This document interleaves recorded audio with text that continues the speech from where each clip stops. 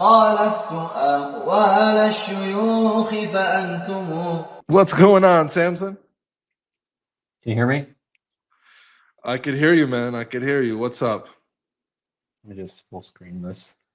I'm all right. How are you? I'm okay. I'm okay. What compels you to come today, man? Is it the video I posted about Rabbi Eliezer Haggadon? I wanted to go back to Deuteronomy 18, but I'm happy to talk about that. I'm happy to talk about any subject, but Okay. you know, Well, the Rabbi Eliezer since subject is like, yeah. all right. Well, since the Rabbi Eliezer stuff is fresh, what's your problem with that? I mean, it's just like there's no indication that he was worshipped. Is you know, in Pirkei Avos, remember, I just want to clarify. So when we're approaching what the Quran says, okay, we have to approach it from within its framework. So when the Quran says somebody is worshipped, it's worship according to what the Quran considers to be worship. Do you get it? That's fair. What would the Quran consider worship in this context? So, as I provided in the hadith, where somebody comes to the Prophet and he's wearing a cross, and the Prophet tells him, take it off, it's a symbol of idolatry, right? Then he starts explaining chapter 9, verse 31. And he says, under the verse, وَاتَّخَذُوا أَحْبَارَهُمْ وَرُهْبَانَهُمْ أَرْبَابًا مِنْ دُونِ اللَّهِ وَالْمَسِيحَ ابْنَ مَرْيَمَ. Meaning they took their rabbis and monks as gods, as lords beside Allah. And as well, they have taken the Messiah, son of Mary, as a god beside Allah. The Prophet explains, they didn't literally worship them, right? Thinking that they're gods. Like they didn't say, oh yeah, my rabbi is a god. Rather, they took their legislative rulings, okay? They made permissible what is impermissible and impermissible permissible. So somebody who legislates a ruling without authority, that is a form of deification in the Quran. Would you agree? I mean, I'm not an expert on the Quran. I'll defer to you. But that's what the Quran says. So do you agree? Sorry, but by that, that's fine as a critique. Obviously, I disagree with the critique, but that's fine as a critique. But you singled out Rabbi Eliezer, right? So that's really the key here. I didn't single him out. Rabbi Eliezer is amongst the only rabbis. First of all, the etymological root matches. So the Quran says they took Uzair, which is from the root word Ain, Za, Ra, in the Hebrew Ain, Za, and Ret, okay, which means help, Uzair. And you would agree that Rabbi Eliezer has the same etymological root, right? Yes, that's not in question. No, it's more that just to finish my point, that like for instance, you brought Pirkei Avos when you said all the sages weighed against Rabbi Eliezer. Rabbi Eliezer would come out on top, right?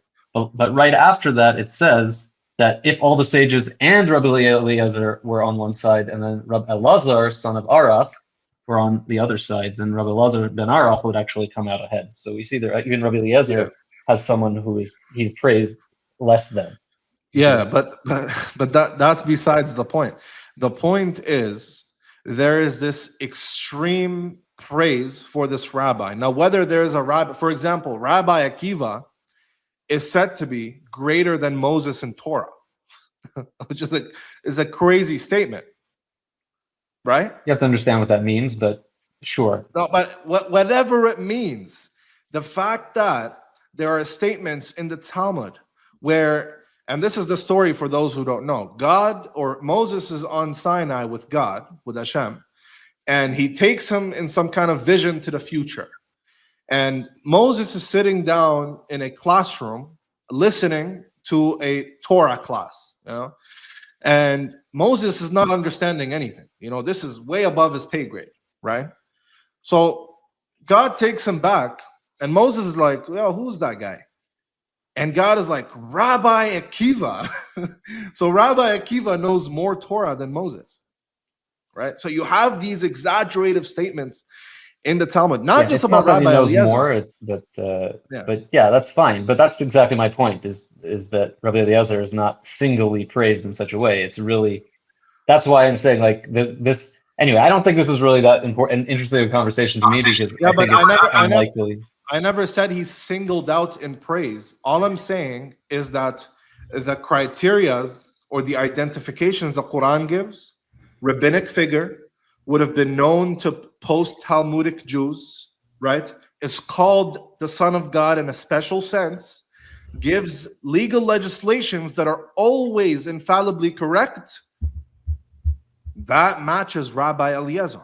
And the name Uzair, right, matches if I'm being Rabbi honest, Eliezer. I would actually, if I were a Muslim, I would actually ascribe that to just mean Ezra from Tanakh. And the reason I would ascribe that is if I were a Muslim, I'm saying I'm not. Obviously, I don't think the Jews worshipped Ezra, but if I were, I would take that as a metaphorical appraisal of Ezra as the perhaps the like progenitor of the Tanakh, because under Ezra the Tanakh was codified. But Ezra wasn't. And then I would say, oh, Ezra wasn't. I agree, he wasn't. But I'm just saying, exactly. If I were the Quran is speaking about somebody deified, right? And Rabbi Eliezer here is deified from a Quranic framework. There's no doubt about that. Rabbi Elazar ben Araf is also deified then. A lot of rabbis are deified, but especially Rabbi Eliezer. Why? Because God, a voice from heaven, says, why are you disagreeing with my son, Rabbi Eliezer? For the halacha is always in accordance with this opinion. So how do you explain that? And I know that he was, quote unquote, excommunicated because Rabbi, what was it, Yehoshua, he says, it is in heaven. And he quotes Deuteronomy, where the Torah supposedly, when it was revealed, it was no longer in heaven. Now it's on earth. And you are to follow the majority opinion, right? And so that's why he says it is in heaven. But the rabbis have a saying. They say that Rabbi Eliezer Hagadol was right in heaven. He's right in heaven. Meaning, metaphorically. That story, forgive me. That story, I see it as completely absurd. No. Because God is said to have been defeated by the rabbis in that story. He says, my children have defeated me. My children have defeated me. Yeah, I mean, how do you explain you have to understand that? Well, now you're giving a different criticism. Before you were saying the problem was that Rabbi Eliezer was aligned with God, and now you're saying there's a problem. Well, we already established that, the Rabbi Eliezer thing. But I'm saying in the same story, God is defeated by the rabbi. How do you understand that? I'm happy to explain. I mean, you very well brought the point yourself. That Deuteronomy 30:12 states the Torah is not in heaven anymore, which indicates that God has delegated it to a human system of authority, and that would be the Great Sanhedrin. So in Judaism, in the Torah, the Great Sanhedrin was the central authority. So, and that's established in Numbers 11:24. So that would be the answer: is that it's a delegation. It's a statement of delegation. Was God defeated by the rabbis? Metaphorically, yeah. So it's a metaphor, not literally. He's Jewish. That's blasphemy, dude. Like you actually can't. It's a metaphor. It's like saying.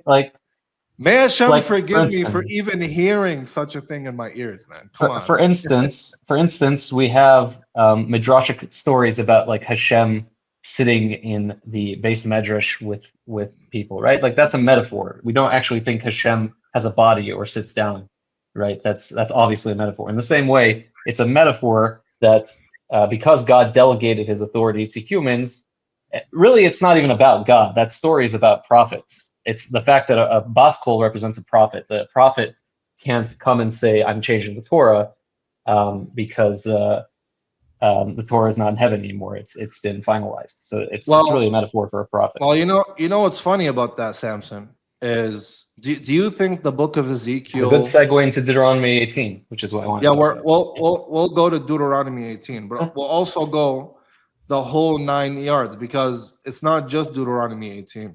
Deuteronomy 18 alone, I could grant you, is not sufficient to make my case.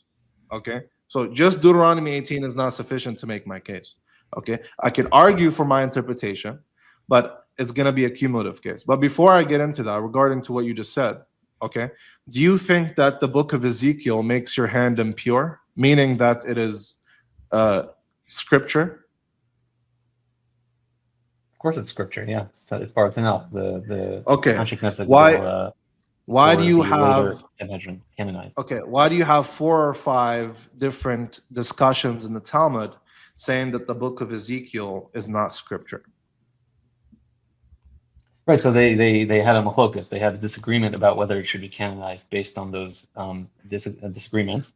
And then there was a sage by the name of Hanina ben something. Yeah, Rabbi Hanina. I don't recall exactly, but they said he spent barrels and barrels of ink and paper, basically reconciling supposed contradictions. So it wouldn't have been included had those contradictions not been reconciled, but ended up that they were reconciled. So there was a contradiction. And does he also say that the book of Ezekiel should be suppressed from the public? That specifically, I don't recall. And not included in the biblical canon. He does. He says that the book of Ezekiel should be suppressed from the public eye. Why? Because the Torah and the legislations that Ezekiel gives for the third temple vision or the future temple vision contradicts the book of Numbers, right? So I would argue that there is some kind of Torah abrogation going on here. Well, again, we don't see it that way. So I mean, there are 2 views. There's Rashi's view and there's Radak. In terms of suppressing the book of Rashi's view is super ad hoc. He literally says Sabbath here doesn't actually mean Sabbath, just a random holiday. Come on. I'm first of all, I mean, I don't believe it's ad hoc at all. He's citing from earlier tradition, but Rashi has one approach. Rashi has one. So Sabbath doesn't mean Sabbath doesn't mean Sabbath. I mean, clearly. I don't know which verse specifically you're talking about. So Ezekiel 46, Ezekiel 46, I believe.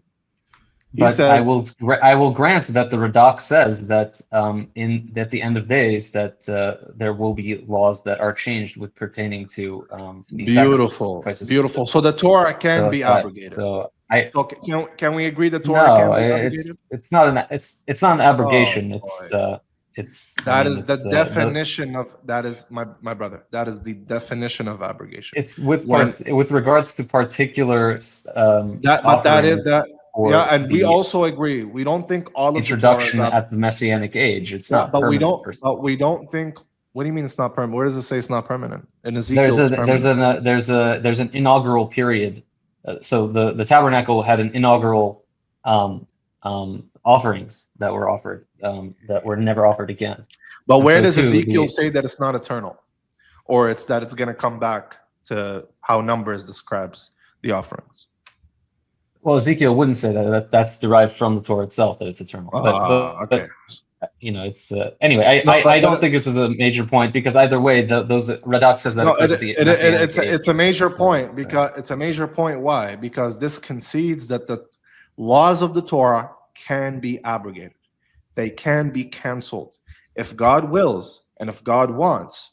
It can be canceled, and that's exactly what Joseph Albo says in his book refuting Moshe Maimonides. Joseph Albo says that in the case that we replicate Sinai and we have the entire nation of Israel granted a prophecy, in that case, all laws other than the Decalogue, the 10 Commandments, can be abrogated. That's true. But that would require a prophet to the degree of Moses, who is who has the exact same national revelation. So do we agree? If there's a prophet as great or greater than Moses, he can abrogate the Torah, hypothetically. I don't agree with Yosef Albo. I agree with the Rambam. So it's not really. I can explain to you what I can defend. Okay. No, I agree with the Rambam and not Sefer HaYikarim. That's very simple. So what's the Rambam's justification? The Rambam's justification is based on the Talmud and the Torah itself, which says multiple times that it cannot be changed ever, basically. It doesn't That say you that. can't add or subtract to It it. doesn't say. No, you can't add. You can't add or subtract to it, as in a human can't add from his own desire or subtract from his own desire. Joseph Albo refutes this in his book. He says that. Okay, it's not a refutation when two rabbis disagree. No, it's absolutely a refutation, because you can't add to it or subtract to it. Isn't talking about God adding or subtracting, because guess what? God himself subtracts from it. You just admitted that. In Ezekiel, God can add or subtract. And even if you say that it's not for a long time, it's temporary, that's still adding or subtracting. As a matter of fact, well, no, we temporary. Everyone agrees that you can have temporary abrogations. Okay, then of the law. then you can subtract from it. There are exceptions for temporary ashasa. Okay, There's okay, good. Temporary. There's a temporary that occurs for a short period of time. That's not an evidence then. And number two, I'm going to show you from the Torah that you could actually eternally subtract from it.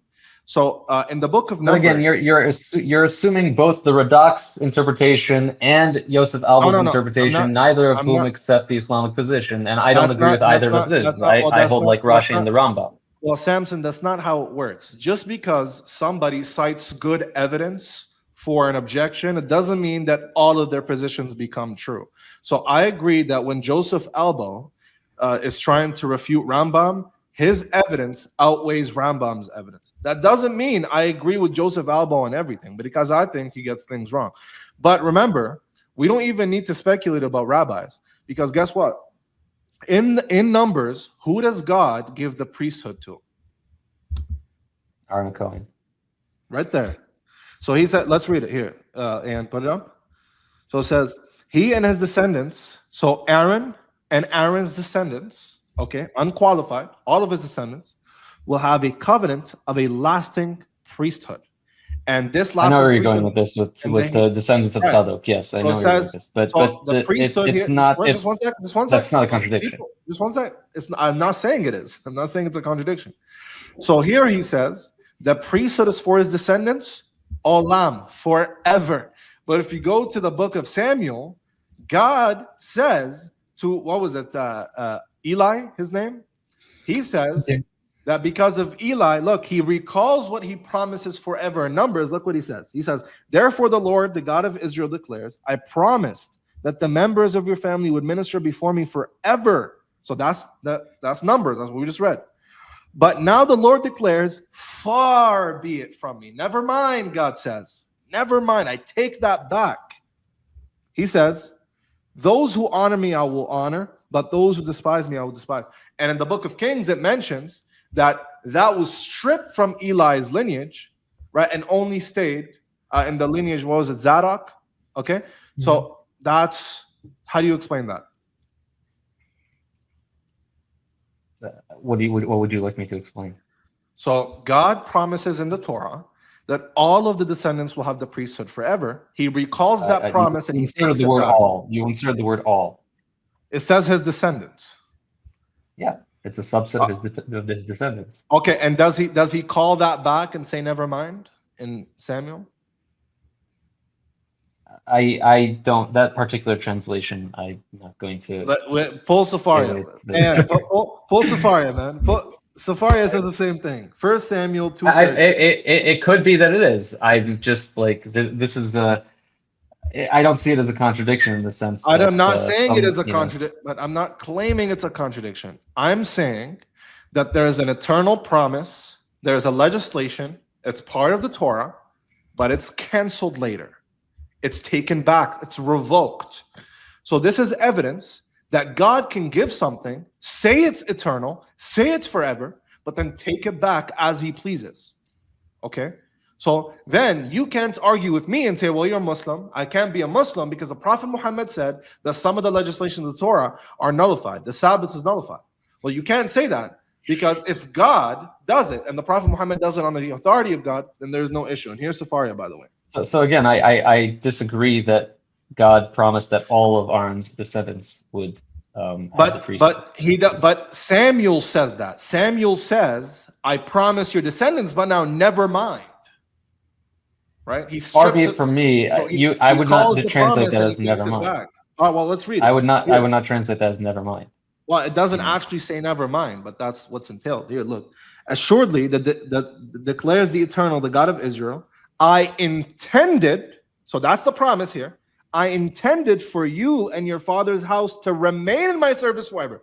So he intended for Eli to It doesn't say remain. intended. It's I said, but yeah, sure. Okay, so It says okay, well, amor I'm gonna, amarti. I said. whatever it is, I said or I intended, it doesn't matter. I said that Eli's priesthood will stay forever, but what he says, far be it from me. So I said it, but now far be it from me.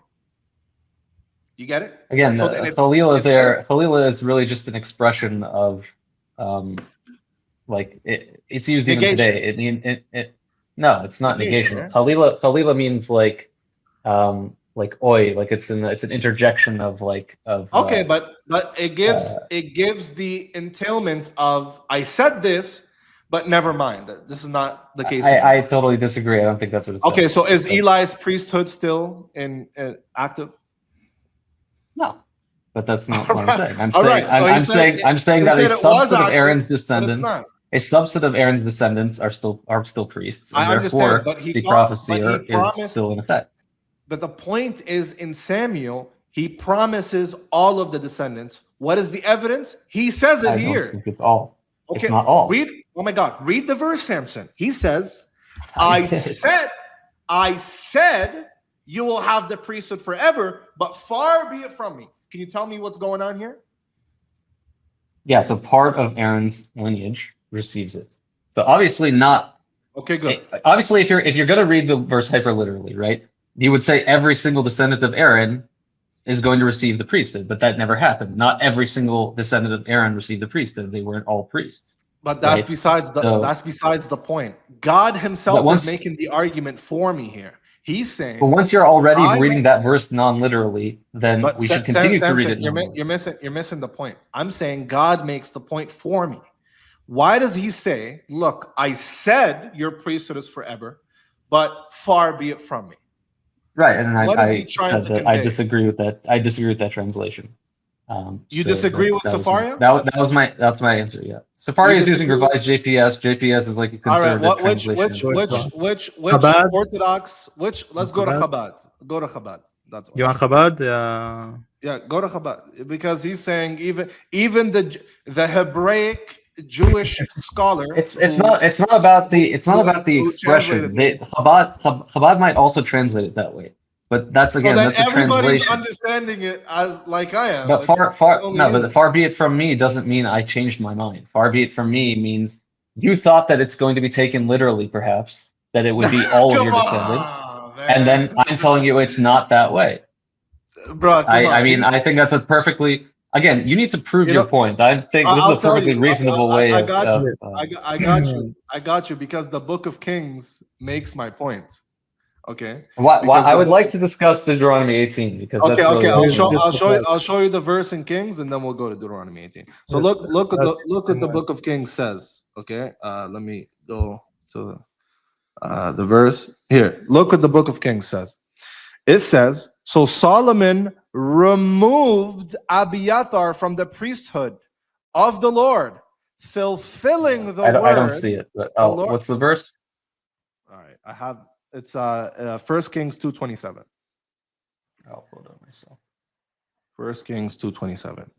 So Solomon removed Abiathar from the priesthood of the Lord, fulfilling the word of the Lord, the word that the Lord had spoken at Shiloh about the house of Eli. So in Samuel, God is speaking about the house of Eli. He says to the house of Eli, I promised you that you'll have priesthood forever, but now I'm going to remove you from priesthood. Is that correct, Samson? I promised to the house of Aaron that he would have priesthood. No. Kings explains it that he's specifically talking to the house of Eli. Okay, sure. The house of Eli is being banished. Okay. Yeah. Okay. So God promised Eli that he'd be or the house of Eli, that there'd be priests forever, but God removes them from priesthood, right? No, not the house of Eli. It says he Oh my banished God, the book Abiatar of from being. Kings says it. Come on, Samson, you're not being I'm honest. looking at the book of Kings right in front of me. And, Come on, Solomon man. banished Abiatar from being priest to the Lord, that he might fulfill the word of the Lord, which he spoke concerning the house of Eli and Shiloh. The word which he spoke. Concerning who? The house of Eli, that So he would banish them. So in Samuel, he's speaking about the house of Eli, right? Yeah, that he would banish them. So what is he banishing them from? From the priesthood. Eternal priesthood, right? Yes. So he gave them eternal priesthood, but took it away, right? Where does it say the house of Eli receives eternal priesthood? Oh my God! Come on. What did he banish them from? Aaron's priesthood, the priest of Aaron. That is eternal, right? For Aaron, not for all of Aaron's descendants. Yeah. Right, but they were included in that, right? Originally, they might have been, sure. Okay, so they were included in eternal priesthood, but God took that away from them, right? From them specifically, they removed them from being under the group of Aaron's priesthood. Yes. So God gave an eternal But Aaron's promise remained intact. Aaron's promise remained intact. I agree, but Aaron's promise goes to all of his descendants here, as the verse implies. Oh my God, does it go to the house of Eli? Originally, sure. Okay, good. So originally, the house of Eli was supposed to be eternal priesthood. No, I would not phrase it that way. Originally, the house of Eli was because you're misrepresenting it. If you're going to misrepresent it, I'm going to. Originally, the house of Eli. Originally, the house of Eli was meant to be included in the promise to Aaron, and then they were excluded from it. And but the promise to the house of Aaron remains intact. I agree, but the promise is not just to Aaron; it's to Aaron and his descendants, which includes not all of his descendants. Not all of his descendants. But Eli was included in that, right? Originally, yeah. Okay, cool. So it's to Aaron and his descendants, and within his descendants, Eli is there, right? Let me put it simply. In order for this to be abrogated, I answered it. In order for this to be abrogated, all of Aaron's descendants would need to be removed from the priesthood. Yeah, that's how you would abrogate that one. Samson, you are on copium right now. You disagreed. It's actually a very reasonable interpretation. It's actually not, because it says it's actually very reasonable. It's to Aaron, and not just Aaron, but his descendants. And his descendants include Eli, right? Originally, yes. Cool. Then Eli, who was part of the descendants that are promised eternal priesthood, that's canceled from him, right? From Eli, but not from Aaron, yes. Thank you. So that's abrogated from one of the descendants. But that's not abrogation, because the promise to Aaron remains intact. That's what abrogation. I didn't concede at all. I gave you my criteria for abrogation. I gave you my criteria for abrogation. You don't want to call that abrogation, but that's what it is. Abrogation is given a ruling and taking it away. By that criteria, we can say giving it away. By that criteria, you've made the word abrogation so wide and all-encompassing that we can basically apply it to any law that we want. Yes. Obviously, that's what obviously the Torah. Well, no, because the whole point is that there's a core of the Torah which can't be changed. Sure, the doesn't say application that of the Torah. The application of the Torah might change. And this is a case of the application changing. What core of the Torah doesn't change? Well, in this case, for instance, the core which Aaron's descendants receive the priesthood has not changed. No, there's no core here. It's to Aaron and his descendants. Aaron and his descendants. One of his descendants is can't. I didn't say it doesn't continue in effect. I'm saying God gives an eternal promise. As he mentions, he says, I promised you, but now far it be from me. I said this, but now, no, you're out. Okay? So he promises something that encompasses the descendants, originally encompasses Eli, but he says, never mind. No, that's now nullified and canceled. That is the definition of abrogation. I know it's hard for you to admit because you want to follow. I mean, that's just totally hard for you to admit, but it's okay. So we could go on to Deuteronomy if you'd like, and Sure. tell me what you want to say about Yeah, I mean, I'm sorry, but that was totally unconvincing. But fine, okay.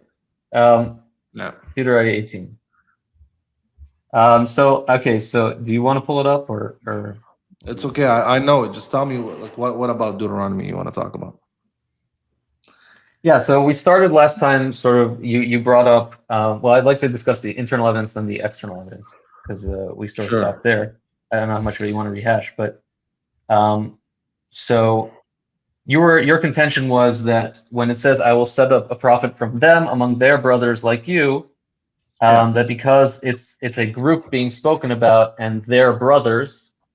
And you were saying that the only time that occurs is when groups are spoken about, right, and they're brothers, then that has to mean a group outside of those I said brothers, when correct? a group is specified as a singular body, the Yeah. brother of that singular body cannot be within that singular body. Now, I already told you Yeah.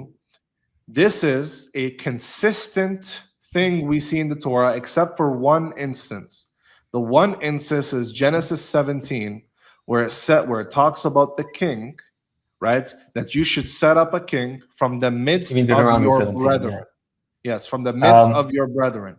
Now, that would be Hang on. So strong. I'd like to hang on. I'd like to address Just the let me point. finish right quick. Just let me finish right quick. Okay, go ahead. If you quote Deuteronomy 17, had it been original, it would be strong evidence against my case.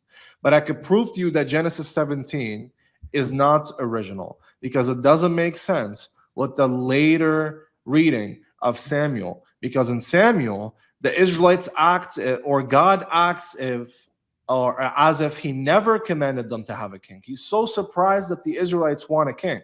But that doesn't make sense if he told them they could have a king in Deuteronomy. Okay, so I can respond to that, but I wasn't going to bring that verse. I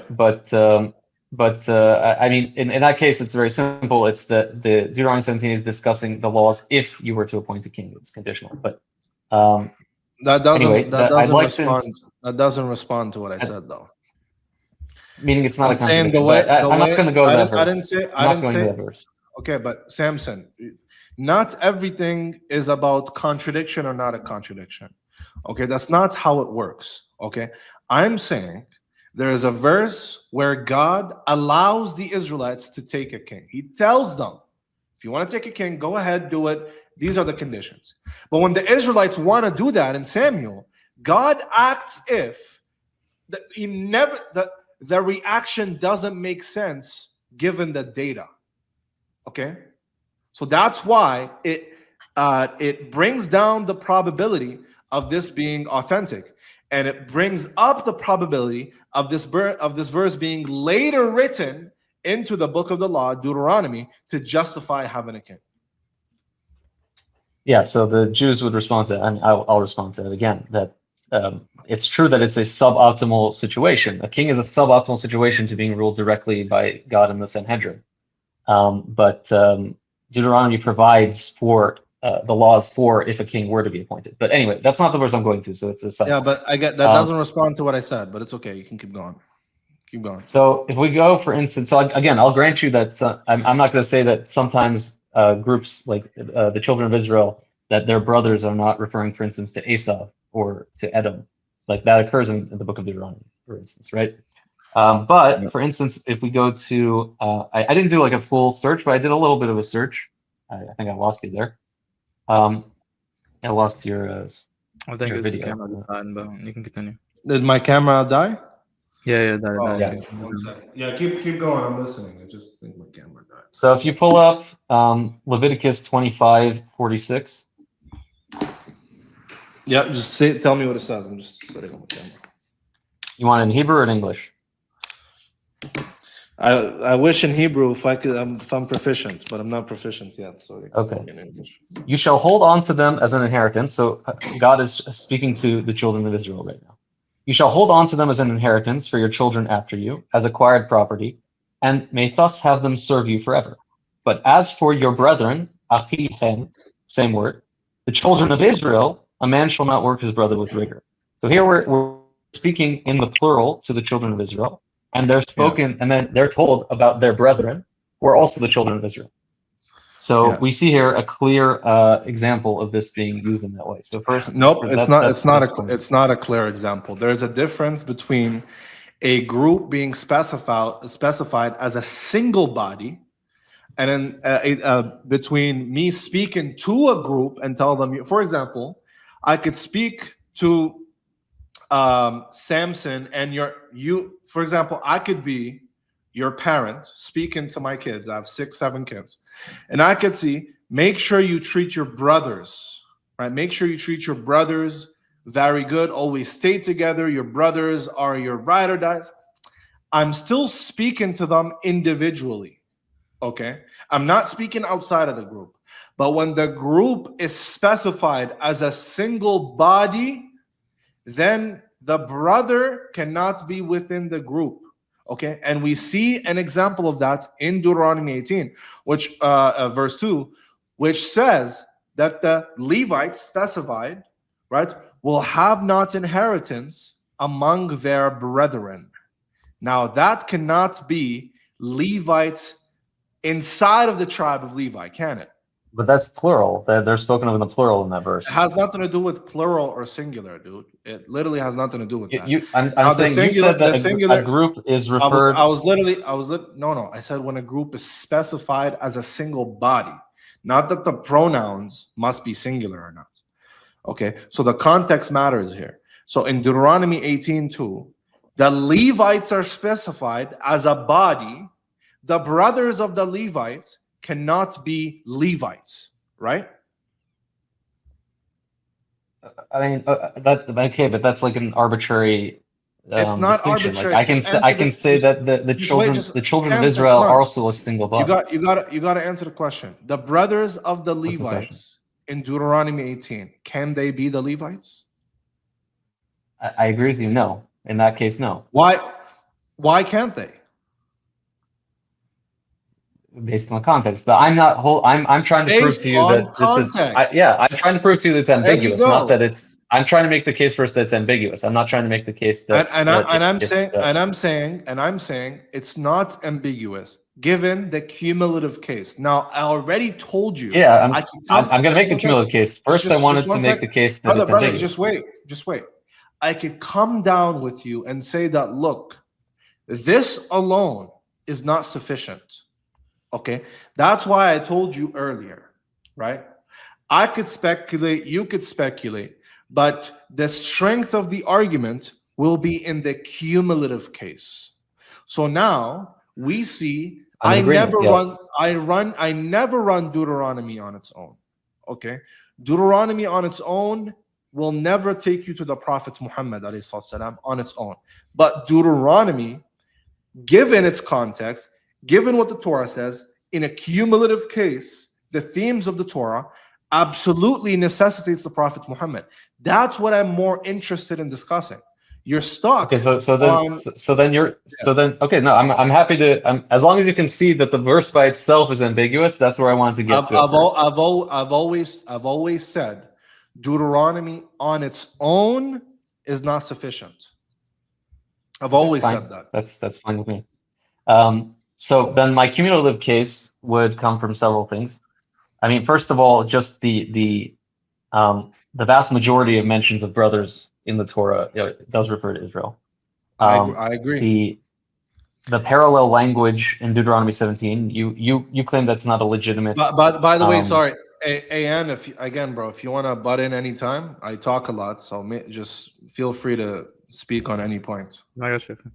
Yeah. Did you want to say anything about what we spoke about so far? He can finish his point, and then I want to touch. Okay. All right. Cool. Go ahead, Samson.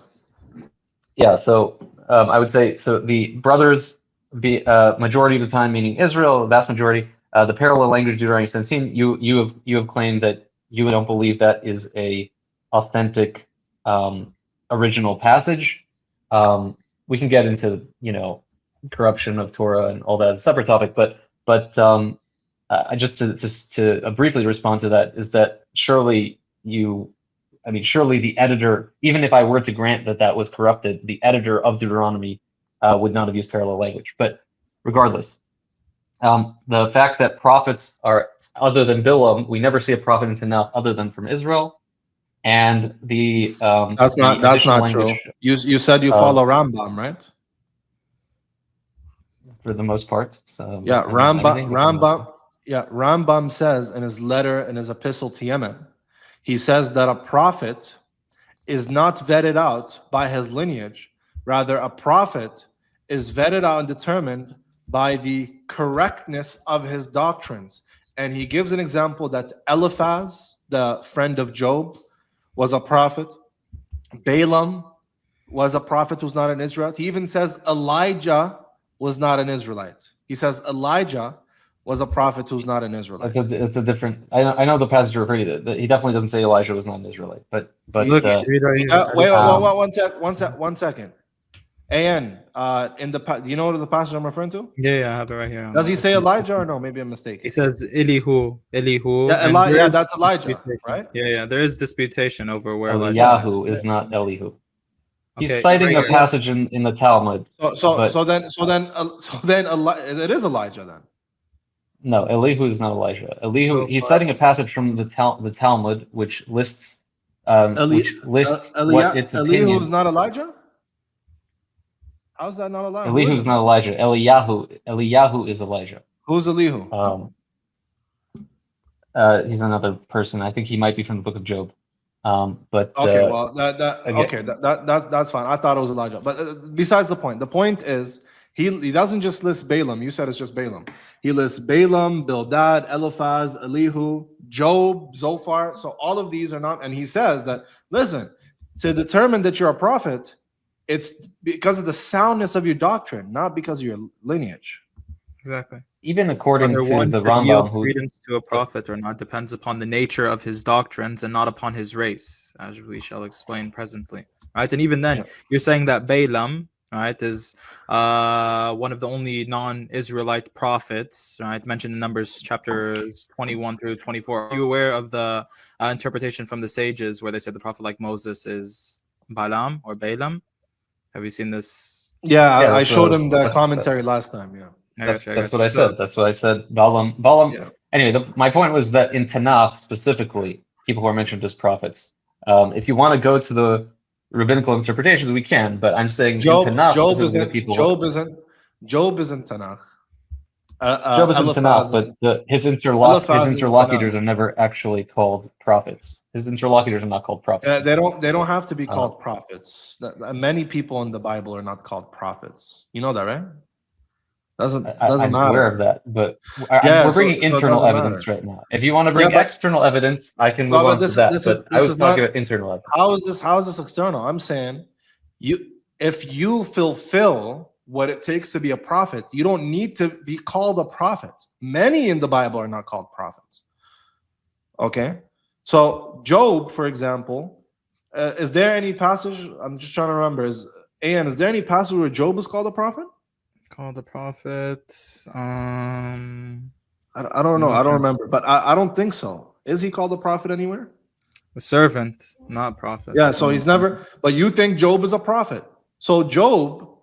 So again, I'm referring to the Tanakh evidence right now. If we want to go on to external evidence, I'm happy to discuss that. Job is in Tanakh, is it not?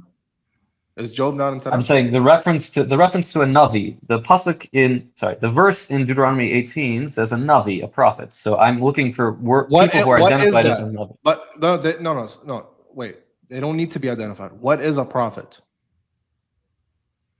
What is prophet? A prophet is someone who receives prophecy from God, and from God. Is that it? Just prophecy? Yes, that's the definition. No, I understand that's the convention, but in the Hebrew Bible, I believe a prophet is not just somebody who receives revelation. It's somebody who receives prophecies. It could be somebody who receives revelation as well, right? I don't see the distinction. Well, anyway, of course, because not every revelation is prophecy. But that's besides the point. Eliphaz receives prophecy. He prophesizes in the book of Job. Job receives prophecy, does he not?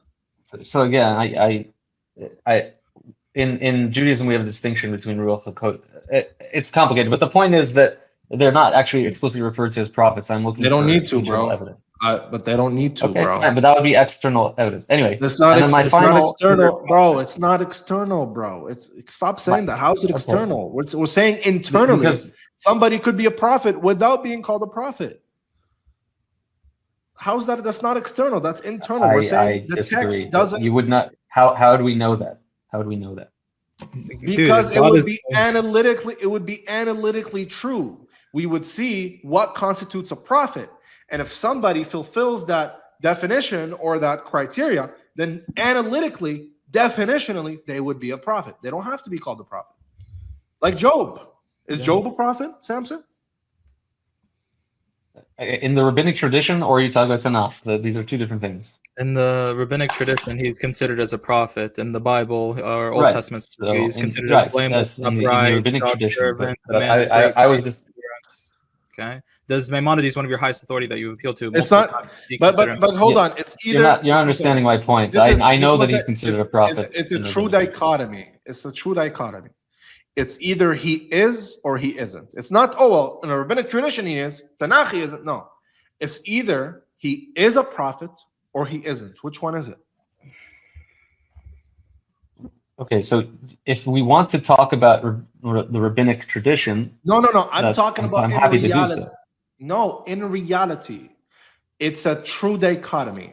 It's either somebody. In reality, Job is a prophet. In reality, Job is a prophet. Go. Sure. Good. So but my reality is defined by the definitions of the sages. So if you're going to talk about my reality, then I'm going to appeal to the sages who say that all prophets have to be that's not how it works, because your sages and your leaders denied prophets. As a matter of fact, almost every true prophet was denied by the leaders of Israel. That's so that doesn't work. Yeah, Jeremiah. You guys they were Isaiah oppressed by the masses of Israel. You cut Isaiah. They were oppressed by the masses, and you cut Isaiah.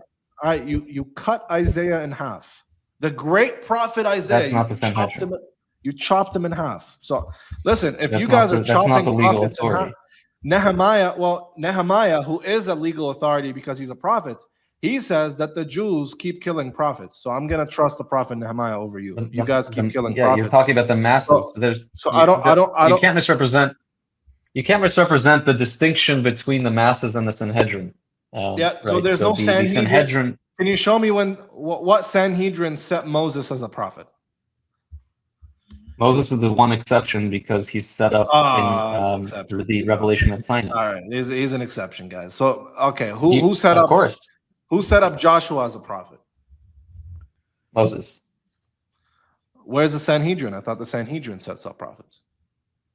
There are two methods. Either another prophet can appoint a prophet, or the Sanhedrin can appoint. Good. So if another prophet tells us somebody is a prophet, we don't need the damn Sanhedrin, because I don't trust the Sanhedrin, man. They be killing too many prophets, man. I can't, Can you list a single example of the Sanhedrin executing a prophet? Bro, the Sanhedrin wasn't even a thing until Ezra came about, bro. Come on. Numbers 11:24. That's the 70 elders, right? That is the Sanhedrin. The Sanhedrin is a translation of the Zakkim. Okay, show me where the 70. Cool. Show me where the 70 elders set up Daniel as a prophet. Daniel wasn't a prophet. He received Ruach HaKodesh, divine inspiration. Daniel was not a prophet? Oh boy. No. Okay, was he a true? Received divine inspiration. Okay, cool. Was he a man of God who was truthful, received revelation from God, and prophesied? Yes. Whether he received the revelation from God is an interesting question, because the Ruach HaKodesh is not necessarily, it's actually achieved through one's own intellect, but certainly he had access to divine revelation. Yes. Hey, bro, bro, come on. Miss me with that Kabbalah stuff, bro. Kabbalah, bro. It's down directly in the Talmud. Well, did Daniel prophesy? All right, did Daniel prophesy? No. He didn't prophesy about the 5 kingdoms? Again, in Judaism, there's a distinction between prophecy and divine inspiration. Okay, did he prophesy? I mean, did he tell the future? Yes. Okay, is that prophecy? Again, we're translating words into English that don't actually track. Dude, it's very simple. In front of King Nebuchadnezzar, Daniel says, it is not me who's interpreting. It's not me who's telling you. It's the God of heavens who revealed this to me. The God of heavens revealed this to me. He told me. And then Gabriel shows up in Daniel 8, and Gabriel shows up in Daniel 10. So God is speaking to Daniel, dude. Is God speaking to Daniel? An angel is speaking to him. No. It says the God of heavens revealed this to me. Daniel chapter 2. Yeah, but that doesn't necessarily have to mean him, God necessarily personally, but it could also refer to agent. It doesn't have to be personally. Does God speak to Daniel by an angel? Sure. Cool. That's a prophet. If that's how you want to define it, if that's how you want to define it, but you have to understand that Judaism has three grades of prophets. All right, cool. So cool, beautiful. All right. So where does the Sanhedrin confirm that Daniel was speaking the truth? When they canonized Daniel as a authentic. So that's in the council of what's it called in the first century? What was it called again, Ayan? An early council from the sages. It's the council of something. I forgot the name of the city. It's the Anshe Knesset Gedolah.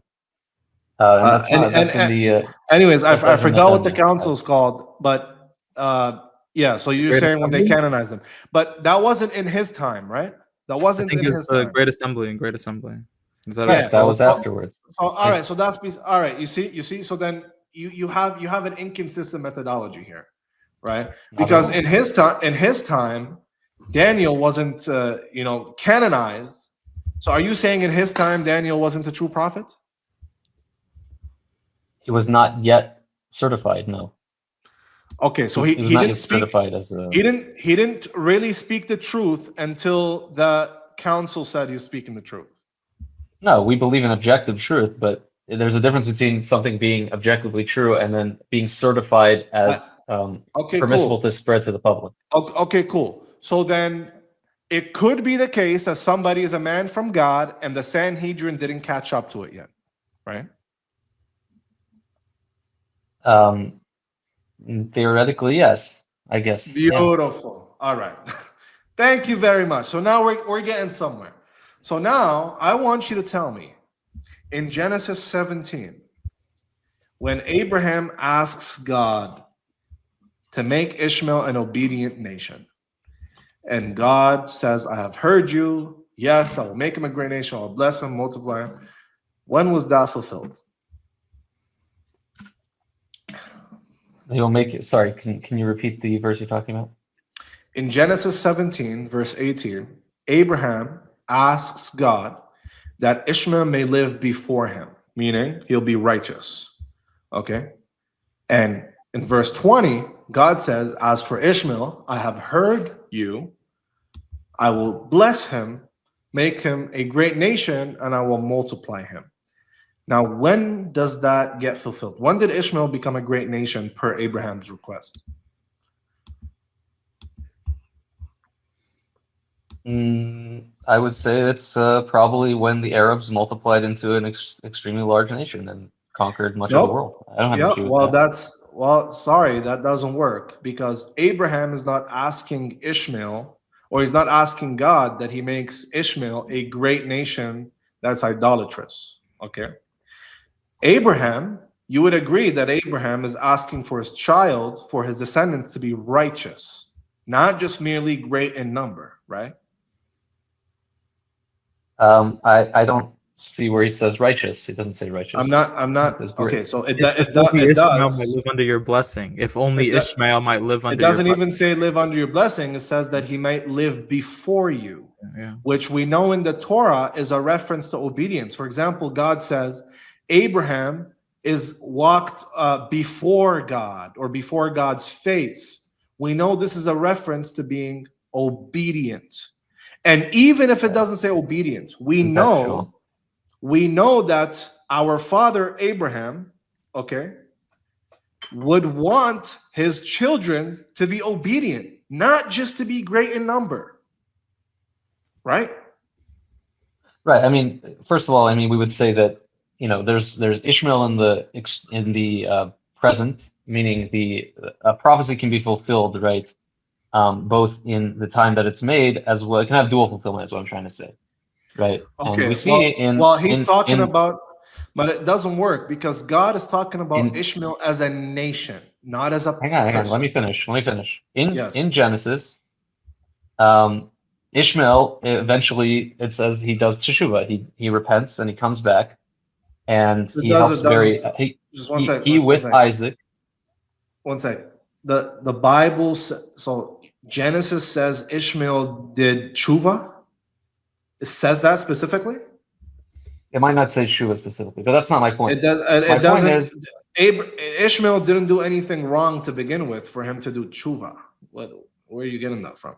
So that's a post-Islamic interpretation. So are you asking me for my interpretation, how I interpret this, or are you I am asking you when Ishmael became a righteous nation according to Abraham's request. Right. When did Ishmael become a righteous nation? So to finish my answer, in this we have a principle, the Ramban Nachmanides elucidates this principle, which is that the Maisa Avos Siman Labanim, the acts of our forefathers are a portent for their descendants. And we see that Ishmael at the end of days, being Ishmael at the end of Abraham's life, he and Isaac go together and bury him. And the Jewish sages have interpreted this as Ishmael at the end of Abraham's life coming and reconciling with Isaac. And therefore, we also apply that as a portent for the future that the nation of Ishmael will eventually come and reconcile with the nation of Isaac. That's a beautiful midrash. And that is when the blessing will be fulfilled. You're asking me for my interpretation? That's my interpretation. So that's a beautiful midrash, and it almost makes me tickle. But guess what? There's nothing in Genesis that says Ishmael. I don't need it to be in Genesis. Yeah, but there's nothing in the Torah without assuming. I don't need it to be in the Torah. Yeah, wait, you don't need to be in the Torah? What do you mean you don't need to be in the Torah? What are you talking about? You asked me for my interpretation. My interpretation assumes the oral Torah. We have to argue from the text. You can't use the oral Torah that your rabbis come up with. We both agree on the text here. So I want you to derive your interpretation from the text, and I'll derive my interpretation from the text. I'm not going to assume I'm not going to read my Islamic interpretations of the Torah. That will never get anywhere. So without reading, I'm okay with you assuming. I'm okay with you assuming your Islamic interpretation. That's not how debate works. All right. So we don't come into the text assuming anything. We let the text. I'm not. So again, you asked me what is a possible interpretation for this blessing? That's what you asked me. I gave you a possible interpretation. All right. And where is that justified from the text? Where is that justified from the text? Yes. Okay, where does Ishmael ever even disobey God for him to reconcile? Where does he even beef with Isaac to begin with? What is this? Oh, he came with Isaac and they reconciled. They didn't beef to begin with. There was no problem to begin with. First of all, there was clearly some issue. There was clearly some issue for Hagar and Ishmael to be ejected. But that's with Sarah. Now it doesn't say that Ishmael and Isaac were beefing each other. That just doesn't exist. So please show me. It says that Ishmael was mocking.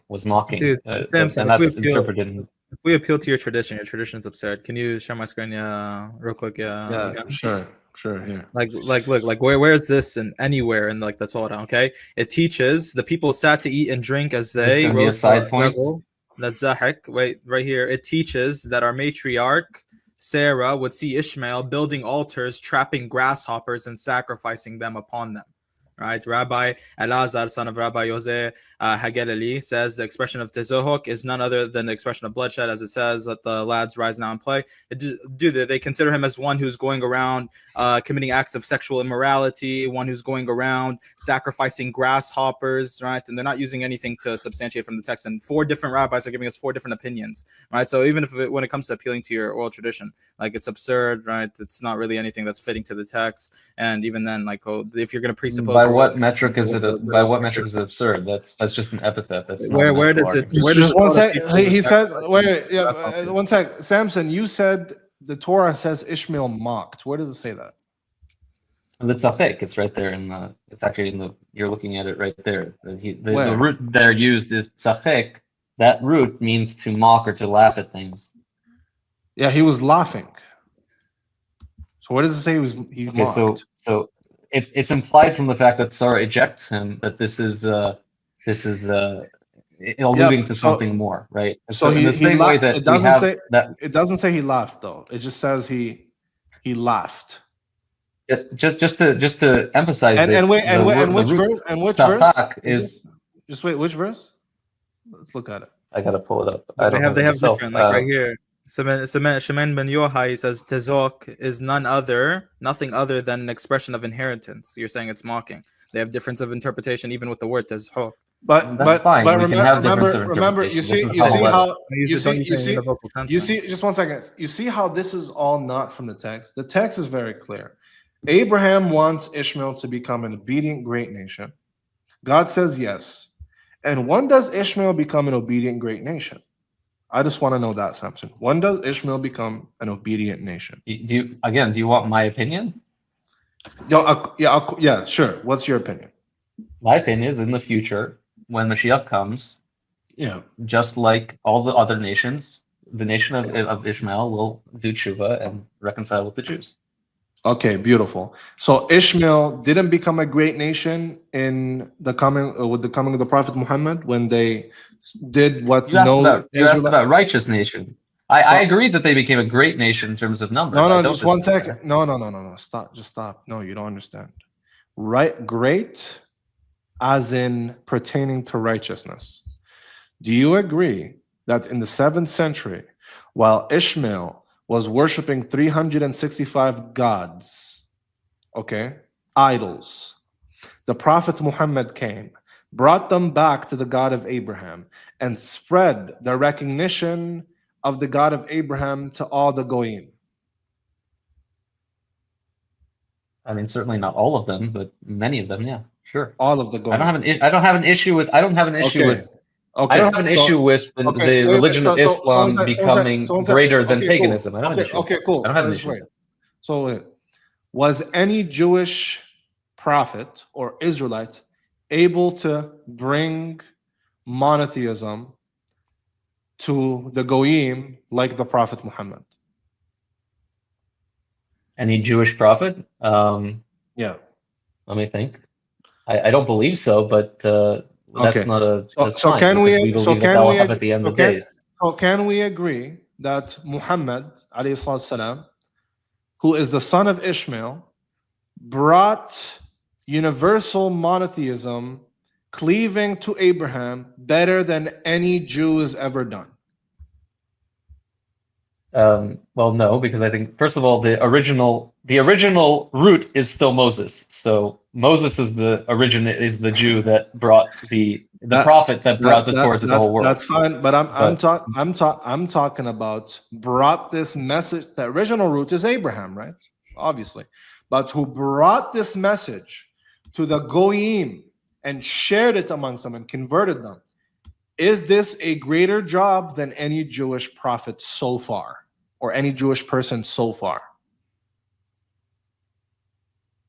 I mean, just from a historical perspective, I think he's a false prophet, but Jesus would be an example. Well, we're not talking about false or true prophet.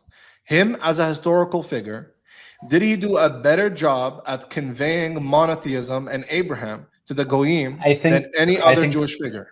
Christians and Muslims are roughly they have roughly the same population. So you think Christians are monotheists?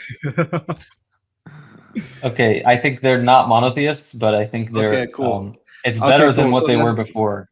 All right, but they were pagans. That's so you agree that Christians brought idolatry to the Goyim? Yeah, it's a less severe form of idolatry, but yes. They brought avodah zarah to the Goyim, right? Correct. Yeah, and I agree that Islam, by most definitions, does not fall under. Now follow the question.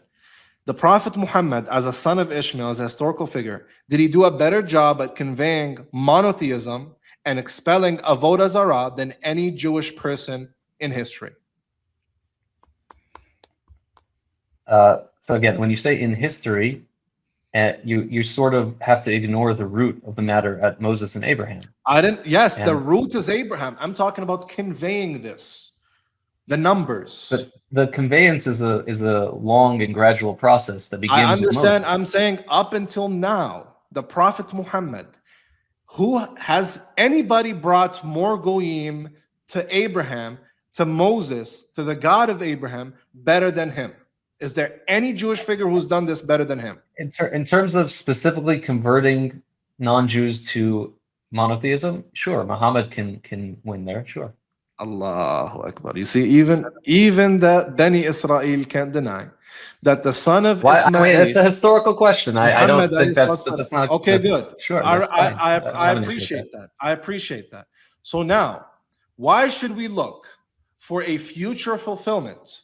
Okay. So according to Occam's razor, we should find hypotheses that require less assumption, simpler explanation, more plausible than hypotheses that require more assumption and more explanation.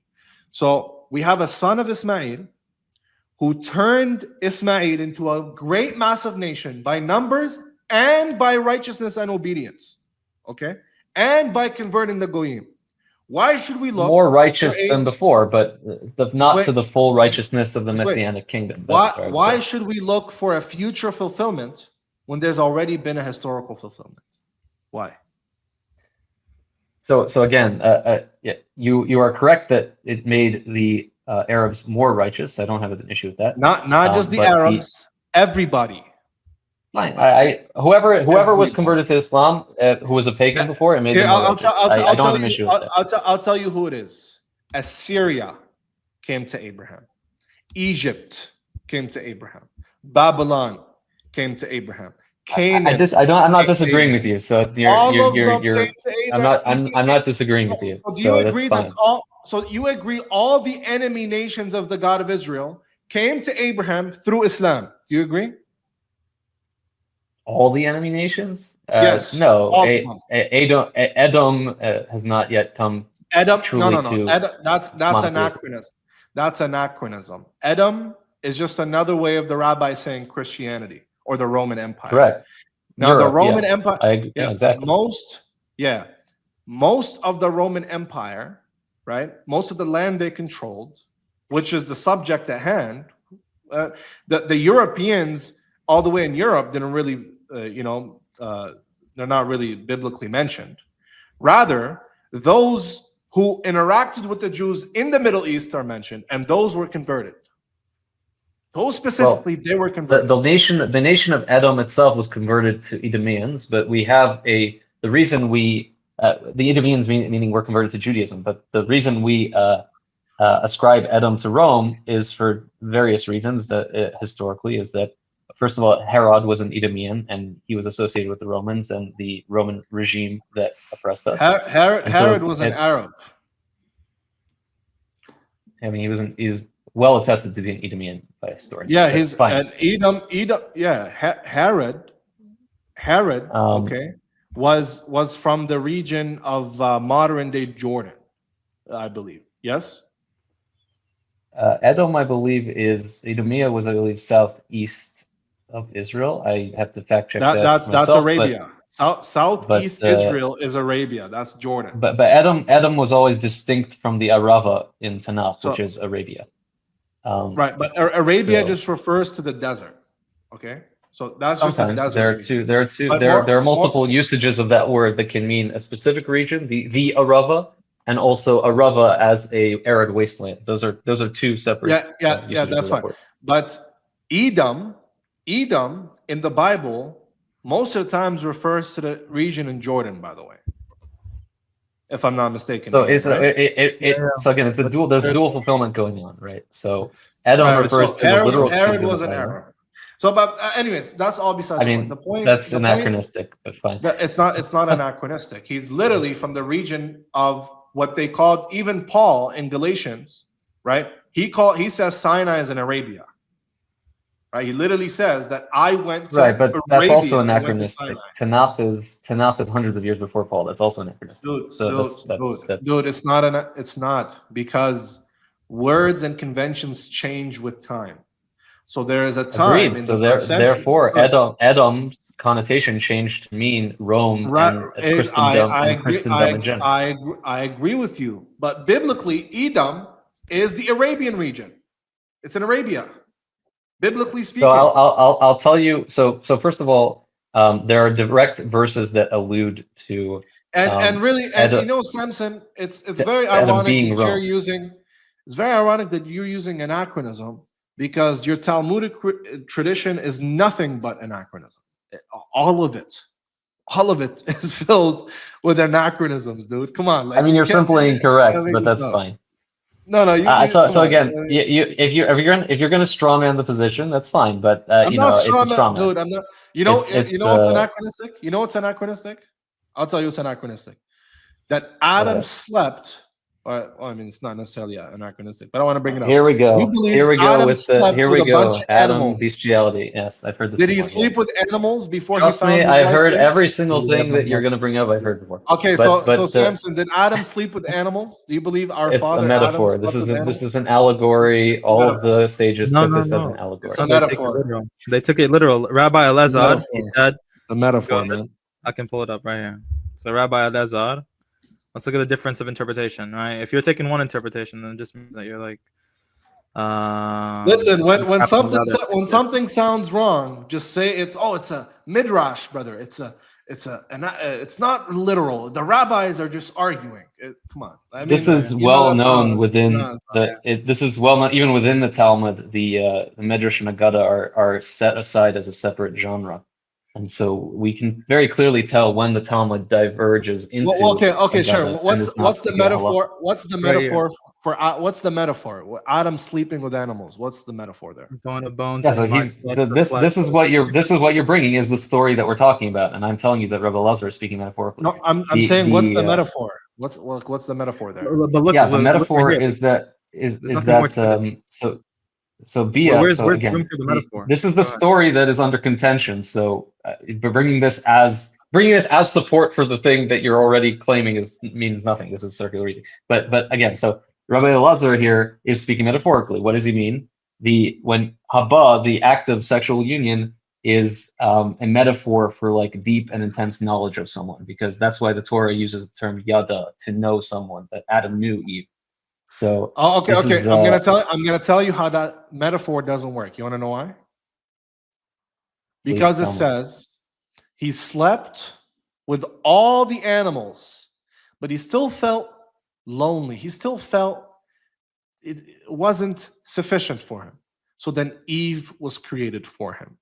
Was Eve created for him to just know or to know?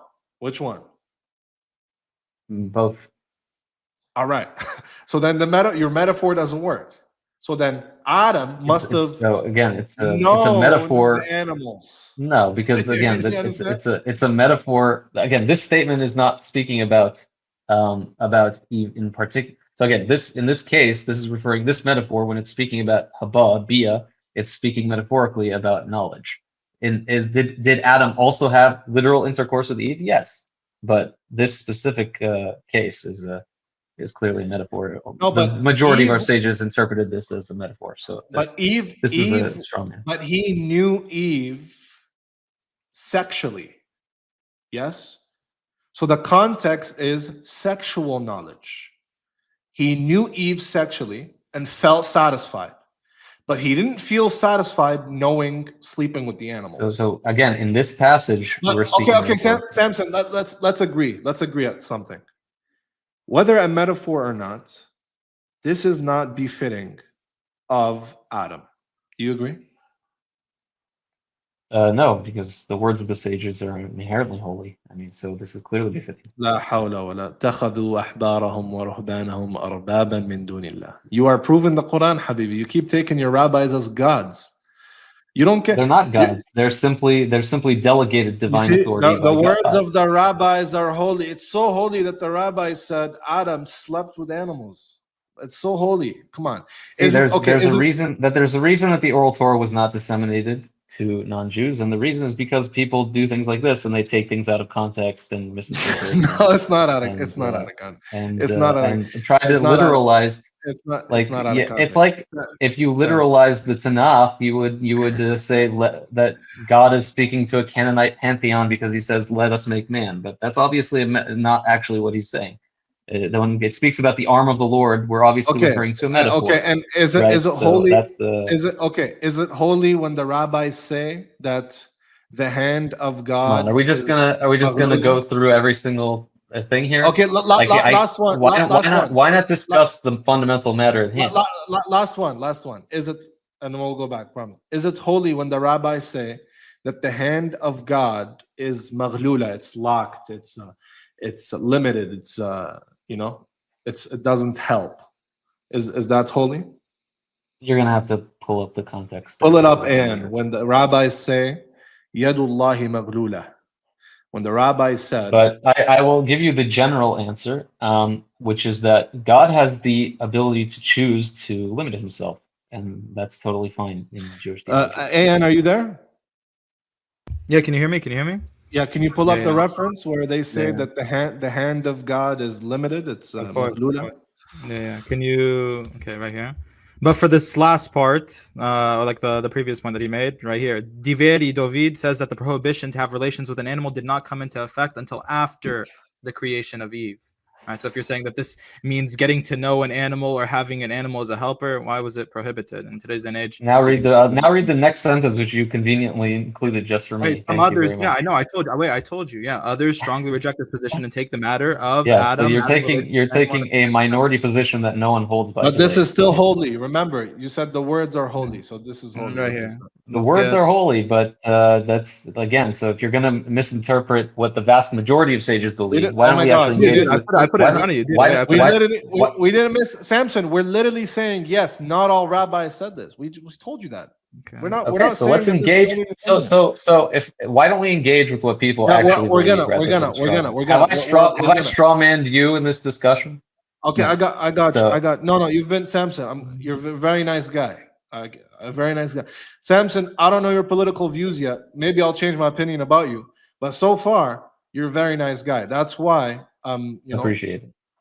Talking to you. But anyway, let's pull up the reference quickly, and then we'll go back to the important substance that we're speaking about. You see it? Yeah, right there. The young men stood 101 and watched for him to be chased out by the 60,000 destructive angels, and the elders were horrified when he was permitted from above to do his will, and he, i.e. God, was cuffed in chains. So here we have a lament, okay, where the Israelites are, the Israelites are in exile, okay, and this person is saying, look, these terrible things happened to the Jews, and God didn't do anything, and his hand was cuffed. Yadullahi maghlula. And that is exactly what the Jews in the 7th century said to the Prophet Muhammad. Okay, lamenting the persecution of the Jews, and such that this poem is read every year during the Amida holidays. And subhanAllah, the Quran calls you. Amida is not a holiday, so whoever wrote that is incorrect. Okay. This is read during Tisha B'Av, which is the 9th of Av, the day the temple was destroyed. Nice, sounds like a holiday to me. I said Amida is not a holiday. Okay. So Samson, does it say that? Does it say that the hand of God is cuffed? Tied up? I would need to see that poem myself. I haven't seen it. It's literally right there. It's right there. Yeah, but I mean, I don't know what this screenshot is from, so like. It's right there. That's the book. You want me to go up to? I'm happy to defend it, but I'm also going to say that so there you go. You're happy to defend the idea and the notion that the Jews can claim that God's hands are tied. Okay. Let's not go with the dramatic stuff. Like I'm here. Yeah, sure. Yeah. Okay. Explain what it means for God's hand to be tied. So sure. So I actually said it before you even pulled it up. I said, what does it mean? It means God chooses to limit himself in certain scenarios. So this is a poetic expression of that idea. Go to the Quranic verse, and maybe his heart will easen up after he reads the Holy Quran. Look what Allah says in the Quran. Here, go. Make it bigger.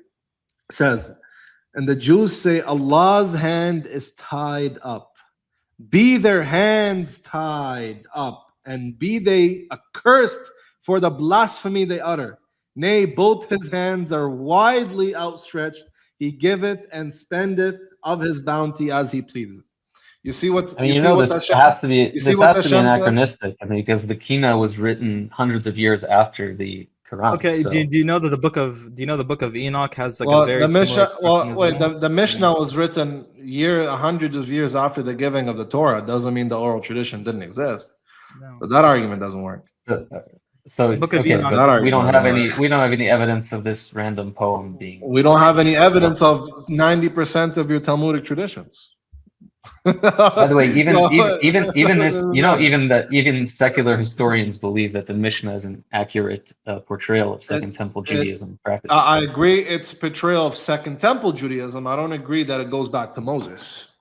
Well, hang on, but secular historians believe the Torah itself goes back to the Second Temple period. So that's why I agree, because they believe that generally. Samson, I don't think you understand our position. Yes, I think the Torah goes back to Second Temple period. I think that's exactly when the Torah began. So fine. So we can argue that point separately. But my point is that when I say that, I'm saying that even secular historians, the general consensus is that the oral Torah existed simultaneously with the written. But I just want to know: is it holy to say that the hand of God is tied, even if it's metaphoric? If you understand what that means, it's actually quite deep emotional language. Yes. Is it holy? It is holy, yeah, sure, it's holy. All right, man. All right, because it emphasizes that God suffers with His people. That's what why it says in the Talmud, the Shekhinah, the divine presence, was exiled with the people of Israel when the temple was destroyed. Okay, let's go back. Let's go back to the substance now. That's okay. So yeah, it's crazy, man. I mean, you know, if we're gonna bring up oral Torah and all this and authenticating that, I'd love to just discuss like fundamentally why. So why should a person? Let's first speak from an atheist perspective. Why should a person?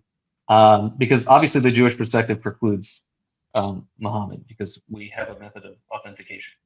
But why should an atheist person believe in the Quran, the truth of the Quran, that or if you deny the provenance of the Torah? So on what basis does the Quran establish? I don't. What does it mean to deny the providence of the Torah? What does that mean? The provenance, the origin, the divine origin. I don't deny the divine origin of the Torah. Okay, so then Muhammad affirmed the Torah in the present. We affirm the Torah. Samson, can I tell you something? You want to know what we believe? We believe the Torah was given to us on Sinai 4,000 years ago, and we are God's chosen people, and all the land is promised us. So the Torah is ours. When we say ours, we're referring to the Muslims. Right. But when we say Torah, you know that I'm referring to the document that we have, the Masoretic text. So just there's no. Hey, listen, that is the biggest. Okay, I don't want to be disrespectful. Okay, but the Masoretic text is the latest witness of transmission. Okay. Now the Masoretic. One second. We can get into that. We can get into that. We will. The Masoretic text. I do agree that most of the times it does match our earliest witnesses, the antecedents like the Proto-Masoretic, the Samaritan. That's what I'm. The Dead Sea Scroll. That's exactly there. And the Proto-Masoretic text is the best witness to the original. Just one text second. Just one second. 1 second, brother. That's why when you say things, you have to disambiguate. There's a difference between the Masoretic text and the Proto-Masoretic witnesses. Okay, there's a difference. Okay, it's not the same thing. I can disambiguate. Okay, you're right. It's all not. right. I think the Hebrew Bible that you read, okay, is really good, and the witnesses bear witness to it. Most of the times, it's identical. Sometimes you have variants, but okay. Now, what's the point? Sure, it's good. It goes back to the Second Temple period. Yeah, but just to emphasize that Emmanuel Tov says that the Proto-Masoretic text is the best witness to the original text of the Torah. I know that Emmanuel Tov says yes. 98% identical to today's text, and I basically, which is the same degree of variation as we have among medieval. Okay, can you? I just wanna. I know Emmanuel Tove says something similar in his book. I got it. I still didn't read all of it, but can you pull up the reference just so I could have it in front of me? Yeah, The 98%.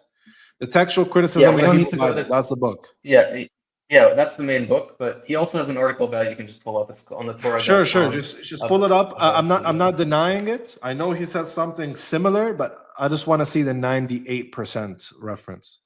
So I think I don't know if I can pull it up right now, but if you can pull it up, that would be much more helpful. If you just Google the on the Torah.com, it's Judean Desert Scrolls. Torah.com. Yeah. Judean Desert Scrolls. Yeah. Okay. Torah.com, Judean Desert Scrolls. Professor Emmanuel Tov. Okay. If you scroll down to okay, here. In contrast, I got it. In contrast, 25 texts were found in the Judean desert at sites other than Qumran, and these display almost complete identity, roughly 98% agreement in consonance with the medieval Masoretic text as reflected in the Leningrad Codex, the earliest complete version of the Masoretic text. Thus, the consonantal text of the Masoretic text was in existence more than 1,000 years before the creation of the Masoretic text. Scholars usually designate the consonantal base of the Masoretic text as Proto-Masoretic, although sometimes anachronistically as a Masoretic text. Okay, cool. So I'll just save this. That's good. Okay, yeah. Continue now. I don't disagree. I already mentioned that before. That the Masoretic text often matches up with the Dead Sea Scroll, with the Samaritan. So that's fine. Right, so now, just as a key in the same article, he says also it is the best witness to the original text.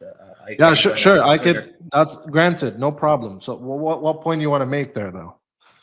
So how does that connect to the Quran? That was really a side point. The main point is that even beyond that, let's say I'm an atheist and I'm coming to you and you want to convince me that Islam is true, right? So if I were an atheist, what framework, in order to prove the Quran is true, right, that Muhammad is a true prophet, you have to present a particular framework within which he becomes a true prophet. So how would you convince me as an atheist that mass transmission of miracles and prophecies, the inimitability of the Quranic text, the challenge, the falsification challenge in the Quran, and an appeal to Judeo-Christian texts that have ilmul ghaib, which means knowledge of the unseen. Knowledge of the unseen cannot be attained via natural means. Therefore, it must be from supernatural means. And because it prophesies the coming of the advent of the Prophet Muhammad, therefore, it must come from supernatural means. So let's say so of course I don't in reality grant this, but let's say I grant all that, and say that. Well, by the way, AN, bro, you're not talking. So I just feel free to also answer, bro. Like I said, do you want to answer that as well? Yeah, I was just looking at some scans from Emmanuel Tove's book, but I think we're kind of past that, where he talks about the later theological expansion when it comes to the Masoretic texts and specific passages in the book of Samuel. So I was just looking through that. But if you're coming from an atheistic perspective and you're coming to the Muslims and saying, how would we prove the prophethood of the Prophet Muhammad sallallahu alaihi wasallam, we would say you can make an inductive case to see if he was a truth teller, to see if he was a liar, to see if he was inspired by a demon, to see if he was inspired by an angel, right? You can take into account his prophecy, right? Even the Torah gives us this criterion of how to decipher whether a prophet is true or not. And one who speaks in the name of the Lord and these things come to pass, this is a good verification system to see whether this prophet is speaking truth or not, right? And you get this criterion from even Deuteronomy chapter 18, verse 18 18 through 21. It does have conflating passages as well, where it talks about if like Deuteronomy chapter 13 as well. But even then, we can say that the ancient Jews in the time of Musa alayhi salam, in the time of the prophets, they were worshiping a different God. So Deuteronomy chapter 13 is kind of tangential to the point. But even then, it would show you mass amounts of prophecies that the Prophet Muhammad sallallahu alaihi wasallam made, right, to where he was able to give us. There's a bunch of points to address there, but like, so as an atheist, right? So as an atheist, why would I, given that you yourself believe in corruption of the Torah, why would I find it convincing that you are citing Torah passages? Why would I find Torah? I'm saying even according to your criterion, but okay, but like where I got you. You said you're arguing as an atheist. I got you, no problem. So you're saying the Quran is claiming that the Torah is distorted. Therefore, if I'm appealing to Torah passages, well, then how can I confirm that those passages are not distorted, that those passages are legit? Is that what you're saying? Correct, yeah. So basically, my point is that both Christianity and Islam suffer from circular reasoning in the sense that they are there's no circular something else as they are not able to prove their points via non-circular way. Yeah, so that's not the case, because we just told you that we would prove the Quran using many different ways. One of the ways is mass attestation to prophecies and miracles, which is exactly what you believe about Moses. If I asked you, well, why are you a Jew? Because our forefathers passed down and massively transmitted that on Sinai, God spoke to us and he gave us the Torah, and we interacted with God and we were under his presence, his Shekhinah. Okay, so you would say because of this mass transmission, we have good evidence to believe it. And I agree. I think that this mass transmission point is very good. But then you fall short because you reject Christ being the Messiah, although his works are massively transmitted. And you reject the Prophet Muhammad being a prophet because his miracles are 10 times more, 100 times more massively transmitted than, historians don't even think Moses existed. Okay, so you can't even put the two together. So yeah, we can verify it that way. And I gave you the Moses didn't exist. I mean, I don't know why you mentioned that. If Moses didn't exist, then I said according to secular historians, there's no evidence for the existence of course I think Moses existed. Do I think there's evidence outside of the Bible and the Quran for the existence of Moses? No, I don't think so. So let me respond. So the problem with what you're saying, so there's multiple problems, right? So the problem if you appeal to prophecy and miracles, I would simply say, okay, I concede a supernatural effect, but that doesn't imply a true prophecy of God, right? Because in order for there to be a true prophecy of God, I first have to know that there is a God, and there's this framework of prophecy that he speaks to humankind through. Yeah. So speaking, let me just finish. Sure. The second point, there's 2 points here. The second point is that you said massively transmitted, but the Kuzari argument is not that it was massively translated merely, but that there was a mass revelation which precludes any possibility of deception, as opposed to revelations which occurred to small numbers of people, which are able to. That's what I mean by mass transmission. But you mentioned that in reference to, for instance, Jesus, but Jesus was not massively revelatory to any group of people. In fact, he was fairly notable in the first century. I could argue that he was, and I'm more so speaking about his crucifixion and resurrection being massively transmitted. Now, you would say, well, you're a Muslim. You don't even, one second. You would say, well, you're a Muslim. You don't even think Jesus was crucified. Well, that's true. I don't think he was crucified in reality.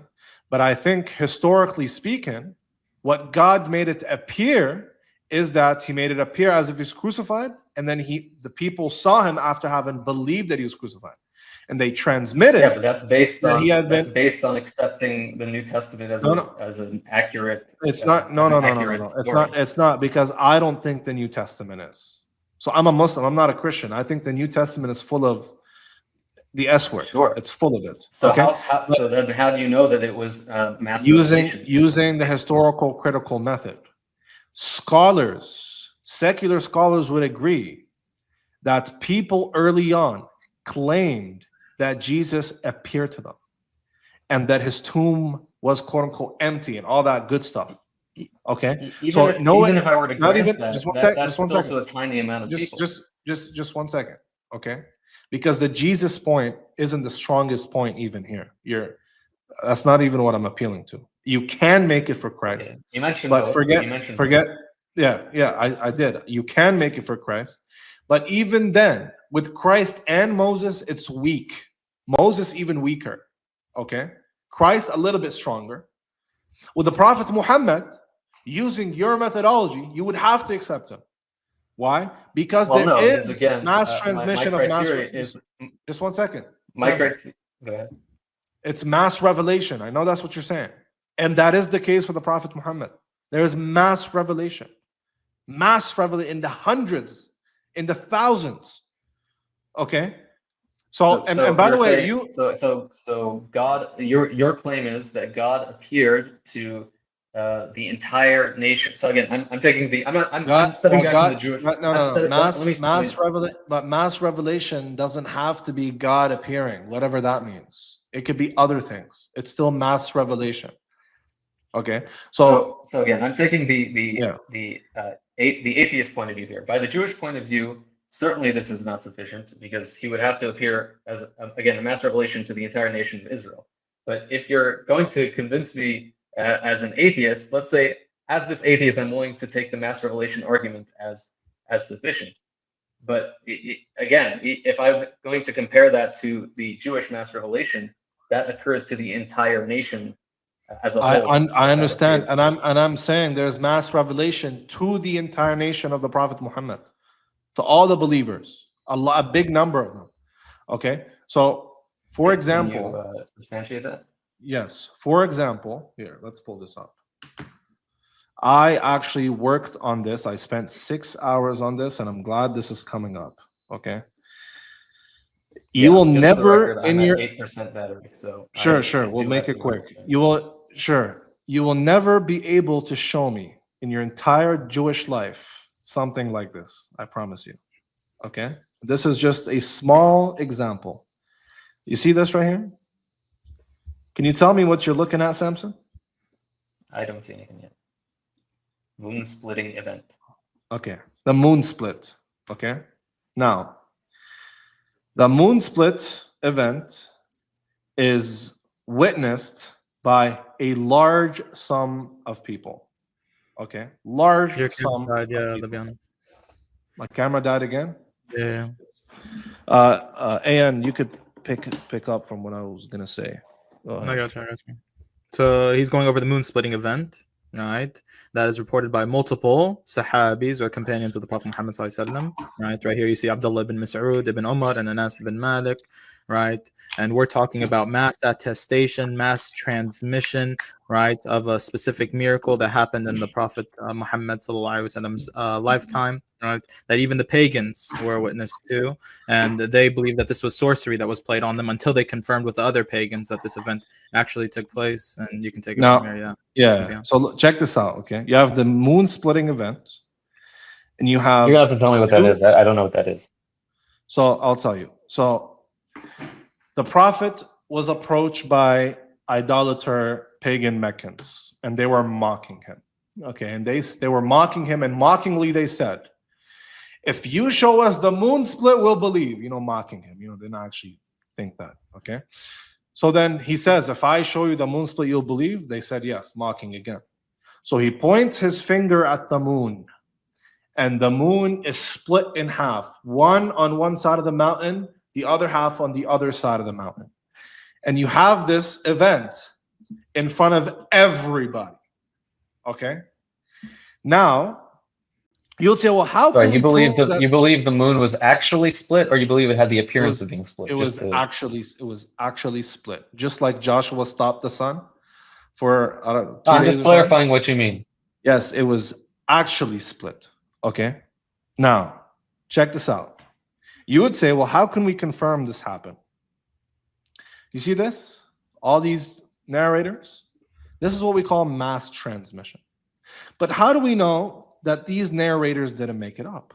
Well, We find it in different compilations that are, so this is orally transmitted, okay? And these transmitters are just the transmitters connected to the eyewitnesses. Not just because the whole nation are saying, yeah, our forefathers saw the moon split. The same thing. But those are not included. These people here you see on the screen are the ones narrating from eyewitnesses themselves. Okay? So these are just the ones connected to eyewitnesses. So now how do you know this is made up? Okay. Well, we go to this hadith. This is compiled by Muslim. So you have Muslim compiling this report. Musnad Ahmad compiling this report. So written down. All of this is oral. Blue is when it's written down. So you have a scholar called Muslim in his compilation. Musnad Imam Ahmad in his compilation. Musnad al-Tirmidhi in his compilation. And you have al-Bukhari in his compilation. Okay? And each of them have many reports through different transmitters. That's why you see a lot more blue boxes. Okay? Because the same compilation will have the same report from a different chain of transmission. Okay? Now, well, how do we know maybe this guy didn't make it up? Well, because he's corroborated by this guy. And how do you know this guy didn't make it up? Well, he's corroborated by this guy and this guy. And how do you know all of these guys didn't make it up? Because they're corroborated by the next set of transmitters. And how do we know the next set of transmitters didn't make it up? Because they're corroborated by the next set of transmitters that are independent. Well, the common link seems to be this guy, Qatada. How do we know that Qatada didn't make it up and then all these guys got it from him? Because we have another cluster from Abi Ma'mar. So Qatada couldn't have made it up because he corroborates him. Then you have a whole other cluster of transmitters through Al-A'mash. Here, you see? He seems to be the main guy narrating to all these people. And then you have another independent chain through Ibn Abbas, who's the cousin of the Prophet. So anyways, by secular methodology, by the Isnad kum matan analysis, which is not a Muslim methodology, it's a secular methodology, which you see on the screen.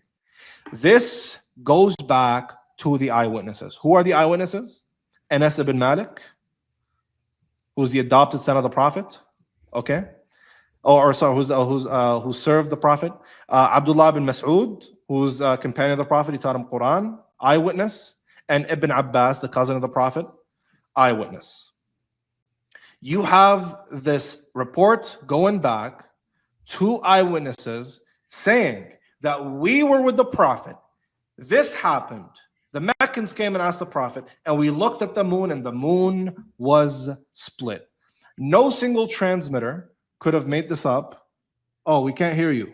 Are you talking? He's just raising his hand. Oh, okay. Right. So now, can you please explain this for me? Does this go back to the eyewitnesses? Wait, I think you're right. His voice got out. Oh, I think his phone is dying, maybe.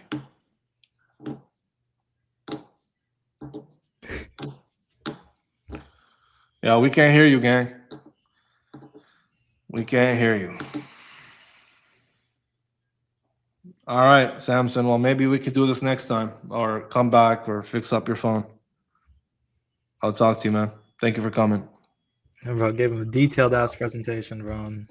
But yeah, see this, right? This is the Isnad kum matan analysis. Okay, we don't need to do matan analysis because the matan is the same from all the clusters and transmitters, so it doesn't advance. Okay, this through 2-3 different clusters goes back to the eyewitnesses. So then we have a confirmed chain going back to the eyewitnesses saying that we were with the Prophet and we saw the moon split.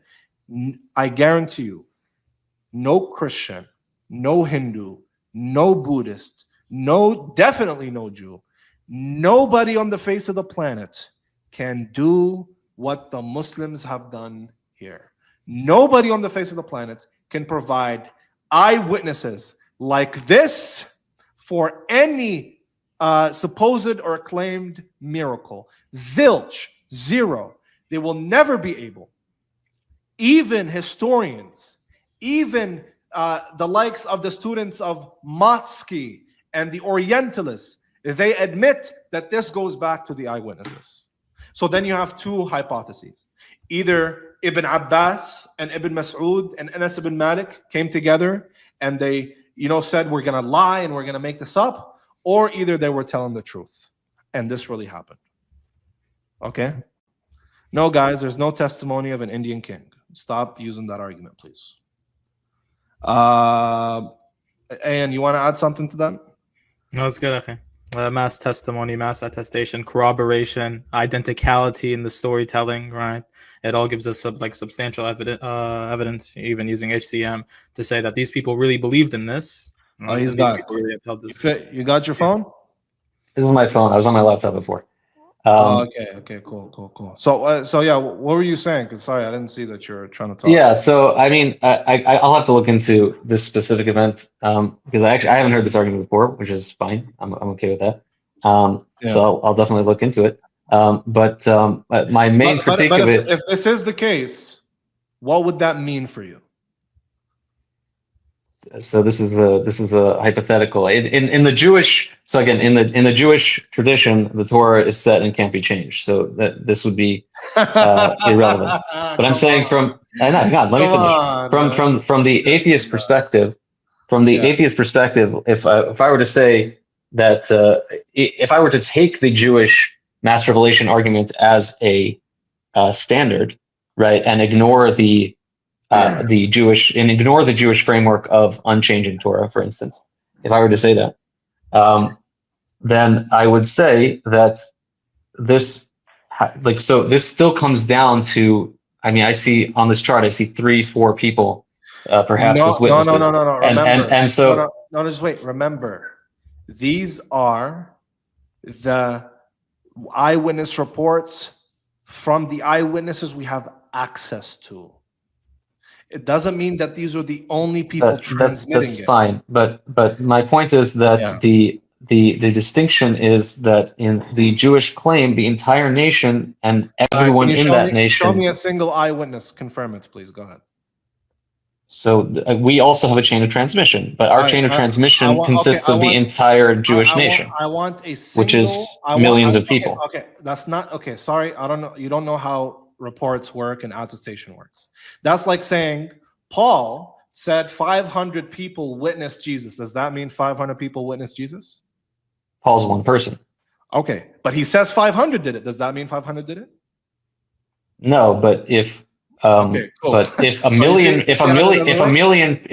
people said that the million people preceding them saw something, right? And this is exactly we Muslims. 1 billion people are saying the people preceded us transmitted that their ancestors saw the moon split. Now, but do you see the distinction between the graph? Just 1 second. You're not getting it. Okay, there's a distinction. You're not. We Muslims collectively say. Our forefathers tell us that their forefathers, at the time of the Prophet, saw the moon split. Now, we could say this, but it's not historically sufficient.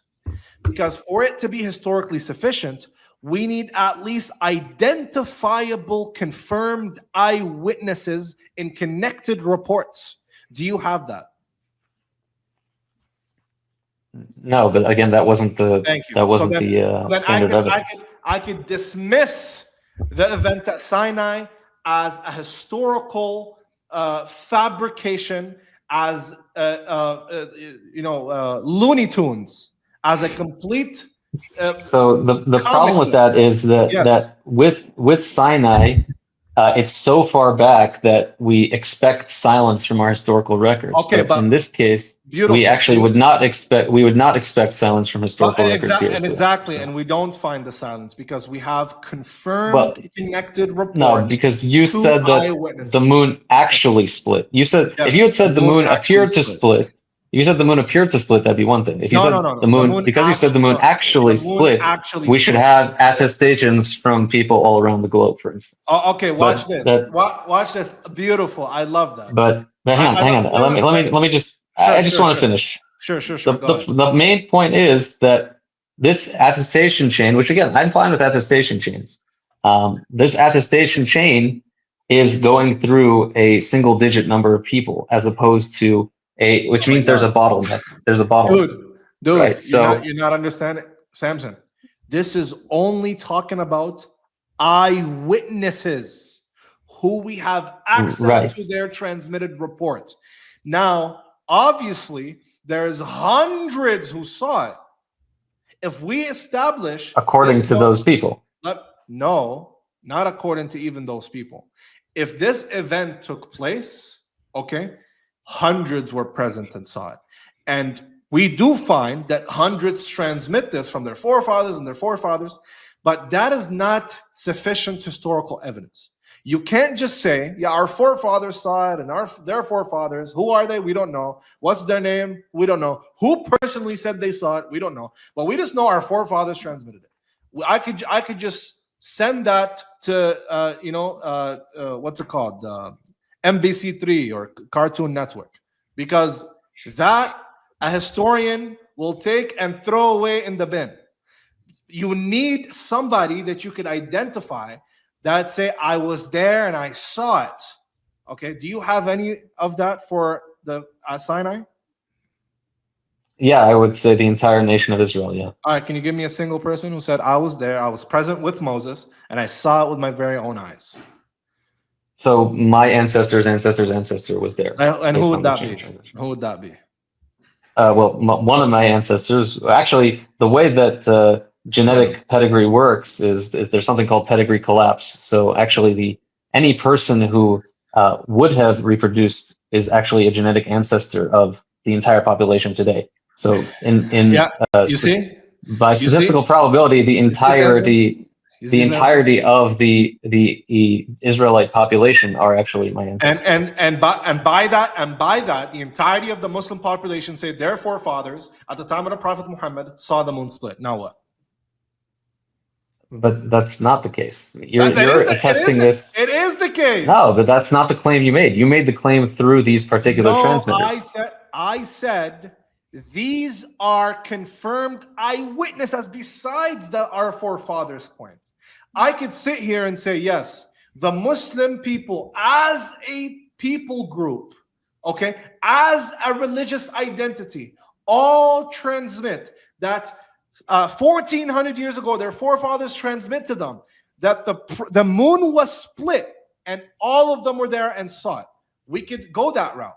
But I'm giving you something. I'm doing you one better. I'm giving you the names of the confirmed eyewitnesses, who they transmitted to, and who they transmitted to, all the way down to the written compilation. And I can tell you information about each individual transmitter, how old they were, where they lived, their wife, their kids, their memory, how religious they were. So again, this is not. So again, this is not really convincing, because again, it's not convincing. Okay, because of the bottleneck issue. Okay, cool. So guys, it's not convincing, right?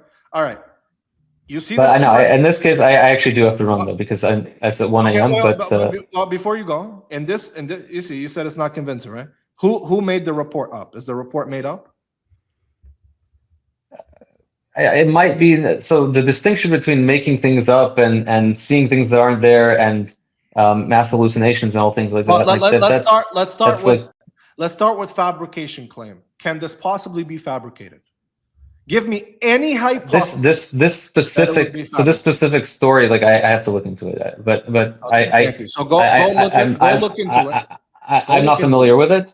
I don't think even if it was proven that the moon split, that is making the case you think it's making. It does. But certainly within the Jewish. I think you're getting doubts right now. I think you have severe doubts. That's so if you can't. The problem is that with the bottleneck issue is basically unsolvable, right? Because we don't really see this in any other claim. As far as I understand. I mean, again, I could look in this specific instance. I'm willing to look into it. I don't mind that. But this is from what I understand, there is no national claim of revelation. There is an Islamic national claim of revelation. Okay, you are saying that. I would have to every Muslim is look into that. But my forefathers who came from the Arabian Peninsula and migrated into North Africa, into Libya, Banu Hilal. Okay, they came from the Arabian Peninsula, and my forefathers transmit to me that when they were with the Prophet, they saw the moon split. This is a national claim. I'm an Arab. Okay, I'm an you're making that claim. You're making that claim now. I come from Banu Salim and Banu Hilal. Yeah. You're making that claim now. That's fine. So again, there are particular criteria as the atheist in this hypothetical that would need to be met. Obviously, I'm not an atheist, and in the Jewish framework, this is excluded a priori for various reasons that we didn't actually. Yeah, okay. I mean, partly. Dude, but, I swear, if any historian heard you, they'd laugh at you, dude. But it's okay. Go look at it, man. And hang on. Do you really think secular historians believe the moon split at this time? Like, yes, you're going to appeal to secular historians? This chart comes from the methodology of secular historians, not Muslim methodology. No, hang on. I didn't ask you the methodology. I asked you, do you think if you Googled right now, secular historians agree that the moon split? No. That actually happened. That's not what I said. I said secular historians would agree this report was stated by the eyewitnesses. Now, whether it happened or not, we'd have to talk about it. But we know. I can also grant that a report was stated by some eyewitnesses. I don't have to dispute Beautiful. that. So you could agree that people, companions of the Prophet, said, with our eyes, we saw the moon split. You could agree? I have to look into it, but I don't have an issue saying that. Look into it. And when you get there, we'll talk about whether they were lying and whether or not, and what hypothesis is more likely. Right, but again, this is from the atheist perspective. From the Jewish perspective, this is a priori excluded because of the criteria. Because I just showed you that the Torah can be abrogated. We already showed that, and with all due respect, you got baked on that. But again, I explained to you that Yosef. Just to be honest, I explained to you that even by Yosef Albo, the opinion you're trying to use, this would not meet his criteria because his criteria is that. It would. No, because his criteria is that it has to appear to the nation of Israel as a whole, and not just any nation. No, it doesn't. I disagree there. That's not from the Torah. There's nothing to disagree. No, I'm saying according to Yosef Albo, the opinion that you're trying to claim is the Jewish framework. That doesn't play into the principle. The main principle is that he has to be greater than Moses. That's the main principle. Now, if this prophet if this prophet is a Gentile, then it can't possibly be to the Israelites. The principle would still follow though, because you agree there can be Gentile prophets. So that doesn't. I actually didn't agree to that, but that's the whole point. There can't be Gentile prophets. There can't. I didn't agree. I said that after we're throwing Maimonides, the second Moses, under the bus. No, hang on. Again, don't strong what I'm saying. I agree there were Gentile prophets like Bilam, but after Moses, the Gentile prophecy ceased, and I can bring you the early rabbinic traditions that say such. There's no evidence from that in the Torah. See, man, I go by the Torah, man. I go by the Torah, man. You're working with an incomplete. You're working with an incomplete document. You're working with an incomplete document. You're just worshiping your rabbis, and everything they say you take as. I don't worship anything other than God. So that's just how it works. Everything your rabbis say, you're ready to die for, even when it's not in the Torah. Even when it's not in the text, even if it's speculation. The Torah is only substantiated by the transmission of the rabbis. So as an epistemic source, that's not true. We have a textual tradition. We don't have just an oral tradition. But that textual tradition, as we just discussed, it appears 2,000 years ago, not 3,500 years ago. So what text? What are you talking about?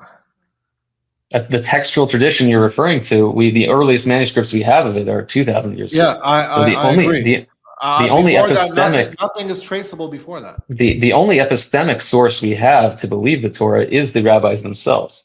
So I'm actually being consistent in my epistemic methodology. We don't. I do have to go though.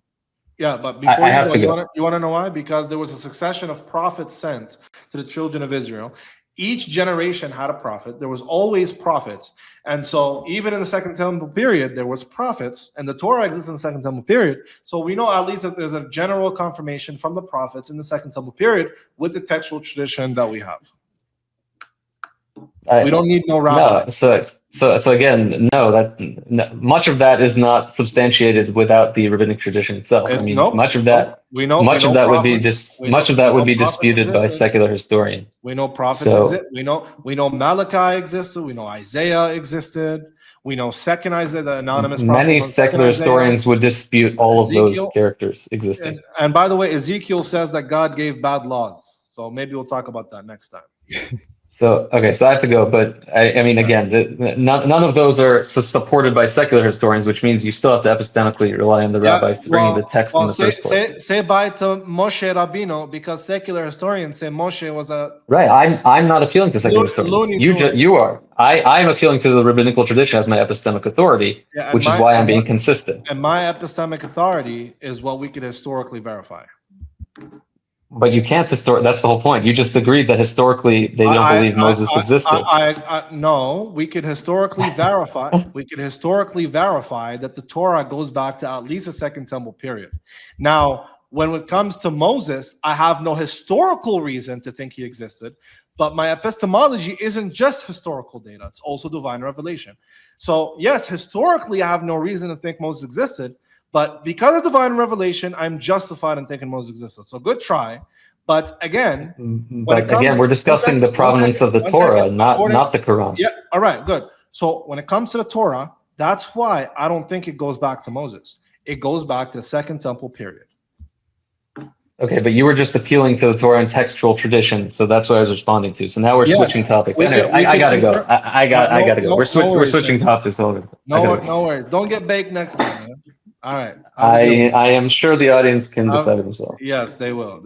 All right, Samson, have a good one. Dude. Like, what point did he get? Like, yo, he got baked.